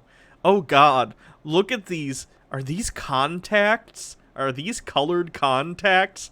Caitlin Bennett. I gotta look. Caitlin Bennett. She just has like crazy blue Aryan eyes, and I gotta see if she wears color contacts to like...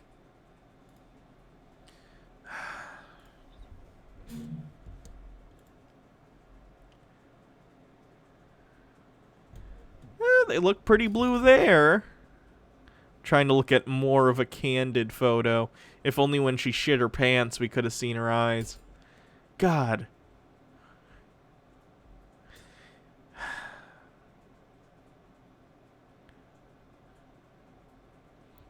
Any picture she takes, clearly she would wear them, so I'm not sure.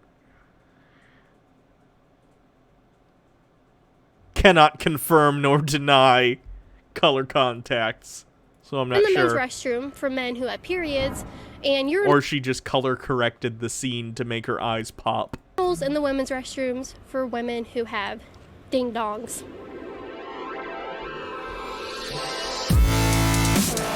Editing! Dubstep!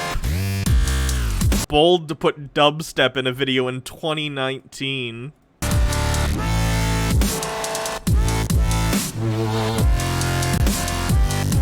She looks 40 years old. Binge drinking will do that to you. Take that from my own experience. I have a very important question for you.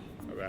Should we put pads and tampons in the men's restroom to be more inclusive to men who have periods? Here on campus. I'm not going to answer the question because I don't want to offend anyone. But What? You're not going to say your opinion out of fear of offending someone? You're a man. Come on. What the fuck does that mean? What do you think? Should we be more inclusive? Oh, she's saying you don't want to... Wow, intentionally keeping your rude comments to yourself? You must have a small pee-pee, unlike me, who shits my pants in public and equally shits my awful opinions out of my mouth in public. Much adult. Very winning. Towards trans people by putting urinals in the women's restroom? I mean, they gotta... Fellas, is having empathy gay? Do what they gotta do, so, I mean, it's not Because bothering not me. all women have vaginas. Some of them have penises, right? Yeah, trans ones? Why do you think this is a gotcha? I don't understand. Are you just saying, haha, people on the left, young college students, are progressive and want trans people to be treated like human beings? Haha, gotcha, guys. You liberal wusses? I mean, I don't know. I just mind my own Enjoy your business. dinner, I'm not that big hungry into it. killer. All right. What do you think? Apt name. Should we put tampons in the men's restroom? It would not bother me. That's the answer. Even if you're someone who doesn't particularly like trans people, which I disagree with obviously being one, but like, it's your business. I can't tell you how to feel about other people. Although I can tell you how to treat other people because people are human beings with rights.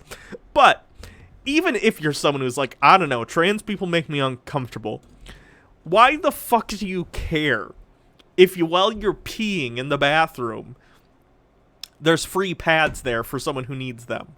How does it affect your life in any way other than you having to consider the existence of other people who are different than you? It matters not at all. And if you care about this, I don't understand why. Who the fuck cares? If you don't use them, don't use them. If someone needs them, they can use them. It's not an issue. Why are you sticking your nose in other people's business and caring what genitals they have? It's irrelevant. Because, again, we do not pick who we become and who we are. Bellstar says, trans rights are human rights. Thank you. So it's up to them. Because not all, because men do have periods too, right? Well, genetically, no. Not, well, biologically, no. But that middle area, because it is a spectrum. Yeah, trans people exist. Non-binary people exist. Intersex people exist. What's a spectrum? You know, when you're born, you have an X and a Y chromosome. You can be in the middle, all this. You either have X. I respect that this guy doesn't necessarily know what he's talking about in regard to, like, whatever. He's just, like, kind of muddling his way through this, and that's fine. I don't expect everyone to have, you know, a vast understanding of this kind of thing necessarily. But the fact that he's still trying to be like, you know, I don't understand this, but I accept the fact that there are people out there who are trans or intersex, and it's none of my business. And that's a perfectly valid opinion to have. Who cares? XX or XY? No, it's kind of in the middle. It's just... No, literally, you either have XX or XY. That's literally untrue. That's literally not the case. Intersex people exist. And people... I don't understand. I don't understand being this mad about it. I'm mad about her being mad about it because it directly affects people like me, but I can't for the life of me understand why she cares, considering this has nothing to do with her. Okay, I'm just gonna... What's your major? Psychology. And you don't know about chromosomes and male and female? Yeah, psychology isn't psychiatry, you fucking idiot. You don't necessarily need to know, like, genital biology to be a psychologist. I do know about chromosomes and male and female. I'm just on my way somewhere instead of somebody. All right, we'll put tampons in your bathroom. Should we put... I will, to be inclusive for anyone who might need them. God. I'm not, I'm an old person at this point, I guess, but I find AirPods to be hilarious. They look incredibly stupid. It's like a movie, like where it's the future and everyone has these bullshit ear things in that look really stupid. Like in Doctor Who, there's the one Age of Steel, I think, where they had the wireless headsets in just like that. Let me look it up real quick. Age of Steel, Doctor Who. There we go. See, this guy's got these, like, stupid things in his ears, and it turns out it's, like, an evil plot, and it'll turn him into Cybermen, but that's not the point. Everyone has these things in and wears them, and that's what AirPods make me think of. Like, if you have them, that's awesome. I have a pair of wireless headphones, but they don't look like AirPods. They just look weird to me. Urinals in the women's restrooms here on campus to be more inclusive to women who stand up when they pee because they have penises. Yeah, I think so. Why? I feel like everybody should have like the right to identify themselves as who they are, and they should be included. And so, if they identify as female, but they were born as a male, so I feel like if they identify as female, then they should have the right to use the female. Thank you, the women's restroom, tiny ally. They'll have the ability to actually, You got some big. I like that she edited. This is the best she could find in terms of like making herself look good. These people, even the ones who don't necessarily know what they're talking about, are like, it's just none of my business. I don't care. It doesn't affect me, which is a reasonable response. And she's editing through this and she's like, libtards, check this out. You think trans people are worthy of existing. How silly. Now I'm gonna go shit my pants again. Big bucks buying $200 AirPods. You can donate to me at HHHHH9998. Chat, help me. Does lime or lemon go better with honey whiskey? CaitlinBennett.org. You can go there. He's got $200. He can buy some merch or donate to my Patreon, patreon.com/CaitlinBennett. Oh God, how much is her fucking Patreon? I'm not looking forward to seeing this shit.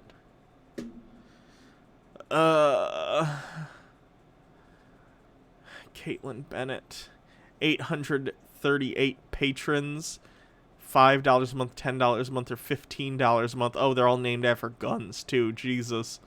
What do you get at your $450? Message for details for her $450 a month. Oh, it's an advertiser tier. I was thinking this was like an OnlyFans tier per month. I will send you an autographed 8x10 photo. Ooh, is the photo of you after you pooped yourself? I want an autographed photo of that. Oh, you get one every month.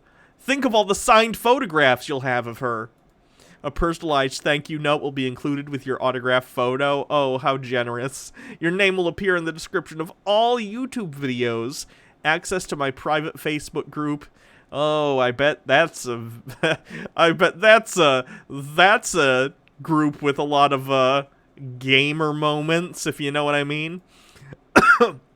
A generous way to show your utmost support and appreciation for my work. Yuck.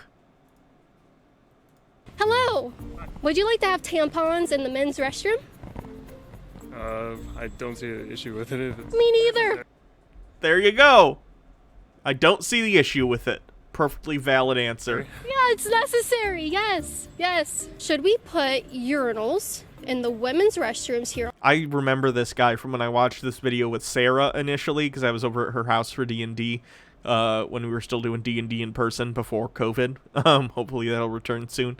But this guy's got a silky, smooth, buttery southern voice, if I remember correctly. And he's like attractive. Like, this dude's got it going on. He's an ally, and he's wearing a suit, but it's like kind of casual. He's not wearing a tie. On campus to be more inclusive to women who have penises. They stand up when they pee. I mean, if there's the money in the budget for it, sure. Okay. Well, this what if man there was money is to put attractive. free tampons and pads in men's restrooms for men who have periods? If there's budget, I don't see a problem. Do you see a problem with me asking you about? Shh, Gold America. As recently accepting myself as trans, this is fucking surreal to watch. Also, Little Miss shits herself needs to check her facts. AirPods are $60, not $200. Men having periods? No, I mean, it's a college campus. There's a lot of ideas to share. I mean... What is a period? He's so timid and nice. I mean... What? What's a period? Biological function. Of? What do you... I'm confused. What do you mean? Oh. Who has periods? People with the People? organs to do that. Yes. People with uteruses, whether they be cis women or trans men, they can have periods. Who has organs to do that? Okay, Or non-binary. You're uncomfortable. It's a good question. Yeah. Yeah, because you're awful. It's because you're fucking awful. Yes. What if I gave you an option between men and women? Who has the organs to have a period? That's a very good question. Yes. Oh, I like this guy. To understand who has organs to know. If you were to walk into the women's restroom and you saw a woman with a penis there using a urinal. Why are you looking at her penis? Why are you looking at her penis? Maybe she's at a urinal. Who cares? Still don't look at her penis. Would you be concerned or would you accept it and be inclusive? What Everyone knows peeing while standing up is the most threatening position one can take. would you do? It's none of my business. Good answer. None of your business that a man is in the women's restroom. If We must segregate where we poop. So saith Poop Girl. Who cares? Who cares? Okay, Hannah 2020. Here's my campaign promise. My #1 priority. We're converting all bathrooms to everyone can use them bathrooms. However, the stalls will be there's no more urinals. No more urinals. Actually, you can have urinals, but even the urinals are all in stalls, and the stalls go all the way from the ceiling to the floor, and only one person can go in each one at a time. So it's like a bathroom is full of a bunch of mini bathrooms. So, like, it's not like you're all shitting and pissing in the same room. Hannah 2020, this is my promise to you. You can shit in public and not feel embarrassed. If they're in the women's restroom, then they identify as a woman. Oh. Who would have known men walking into... Okay, don't question anything about men walking into... It's the one joke they all have. The joke that they claim that trans women are actually men. It's funny even the 1000th time you hear it, isn't it? It doesn't get insufferable at all. The women's restrooms ever. They're just there because they're women. They're not predators. No. Hello. Correct! You just said, even in your hypothetical, they were peeing at a urinal, and you're saying they're a predator. They just had to pee. Can someone not pee now without being a predator, Poop Girl? And if peeing is a threat, shouldn't you have been kicked off campus after that monster threat of a turd you dropped? Hello. Oh, thank you. Huge fans. Huge fans. Yikes. How many date rapes do you think this guy's committed at his frat house? Over or under 5? That's okay. I'm a strong girl. Oh. And how many did this guy watch? I'm betting 3. My phone died. How dare you? You got some spiffy shoes on. Yeah. I really like them. Thank you. So I have a question for you. Okay. It's real easy. It's not hard or anything. Do you think we should pass an initiative here on campus to put tampons and pads in men's restrooms for men who have periods? I mean, you gotta do what you gotta do, right? I mean, men having periods and men having a The period. pseudo-sapien says, highlighting because damn it, it's important. If she can poop in the hallway, why can't a trans person poop in a toilet? Agree. Hard agree. This lady is ridiculous. I say yes. I say men go through hardships. You know what I'm saying? Especially if they're having a period. That sounds pretty hard on them, right? Yeah. I mean, I've never had one, but I mean, I'm sure there's a couple out there. You know, have a little. Wow, cramp, it's dawning on me that stomach she ache, thinks pissing in the something bathroom like is that, predatory, You know but it's that more than shitting that, her right? pants at an Yeah, event but I mean, is that's based. just like What is a period? it was like the like scientifically. Okay, well, Oh, this in poor the most guy. Basic case. I'm gonna skip past this guy because he's struggling. In the men's restroom. I would Well, I say don't yes because myriads are real. Myriads. What is that? A man period. Do women have penises? Right on. All right. Well, okay. We don't know who has penises and vaginas. Okay. Have a good day. Hope you figure it out. Here's a free. How has she not been kicked off her fucking campus for being an absolute nuisance? Like, wouldn't you just be like, okay, listen, girl, okay? I understand that you're very embarrassed about the poop, but being an asshole to a bunch of random people on campus isn't going to improve your reputation, right? Lesson in natural sciences. Men don't have periods. Take it to the bank. Should we reinforce that and say that's okay, or should we say, whoa, you're not really a woman, come on? You know, I do science, I do physics. That's what's simpler. I'd like to stick to that. This is complicated, right? I want I don't know, this sounds like science to me, men and women. No, not particularly. Vaginas, chromosomes, penises, genetics. This would be more like psychology, sociology. Yeah. Sure. There is science to that. Okay. Women. The science professor. All right. I'm gonna pack it in for the night. Thank you everyone for showing up to this stream. Thank you to everyone who followed or subscribed or gave bits, and everyone who just showed up. I appreciate the company as always. If you want, you can always, if you haven't already followed or subscribed, you can, if you want to help me get a treadmill, which I'm working on because I'm trying to lose weight and I'm exercising regularly. Right now what I'm doing is just walking around my, like, living room in a circle, and I get dizzy. So I'd rather have a treadmill. If you want to do that and help support me in the show, there's a link to do that through Streamlabs down below the video. You can donate to my transition fund.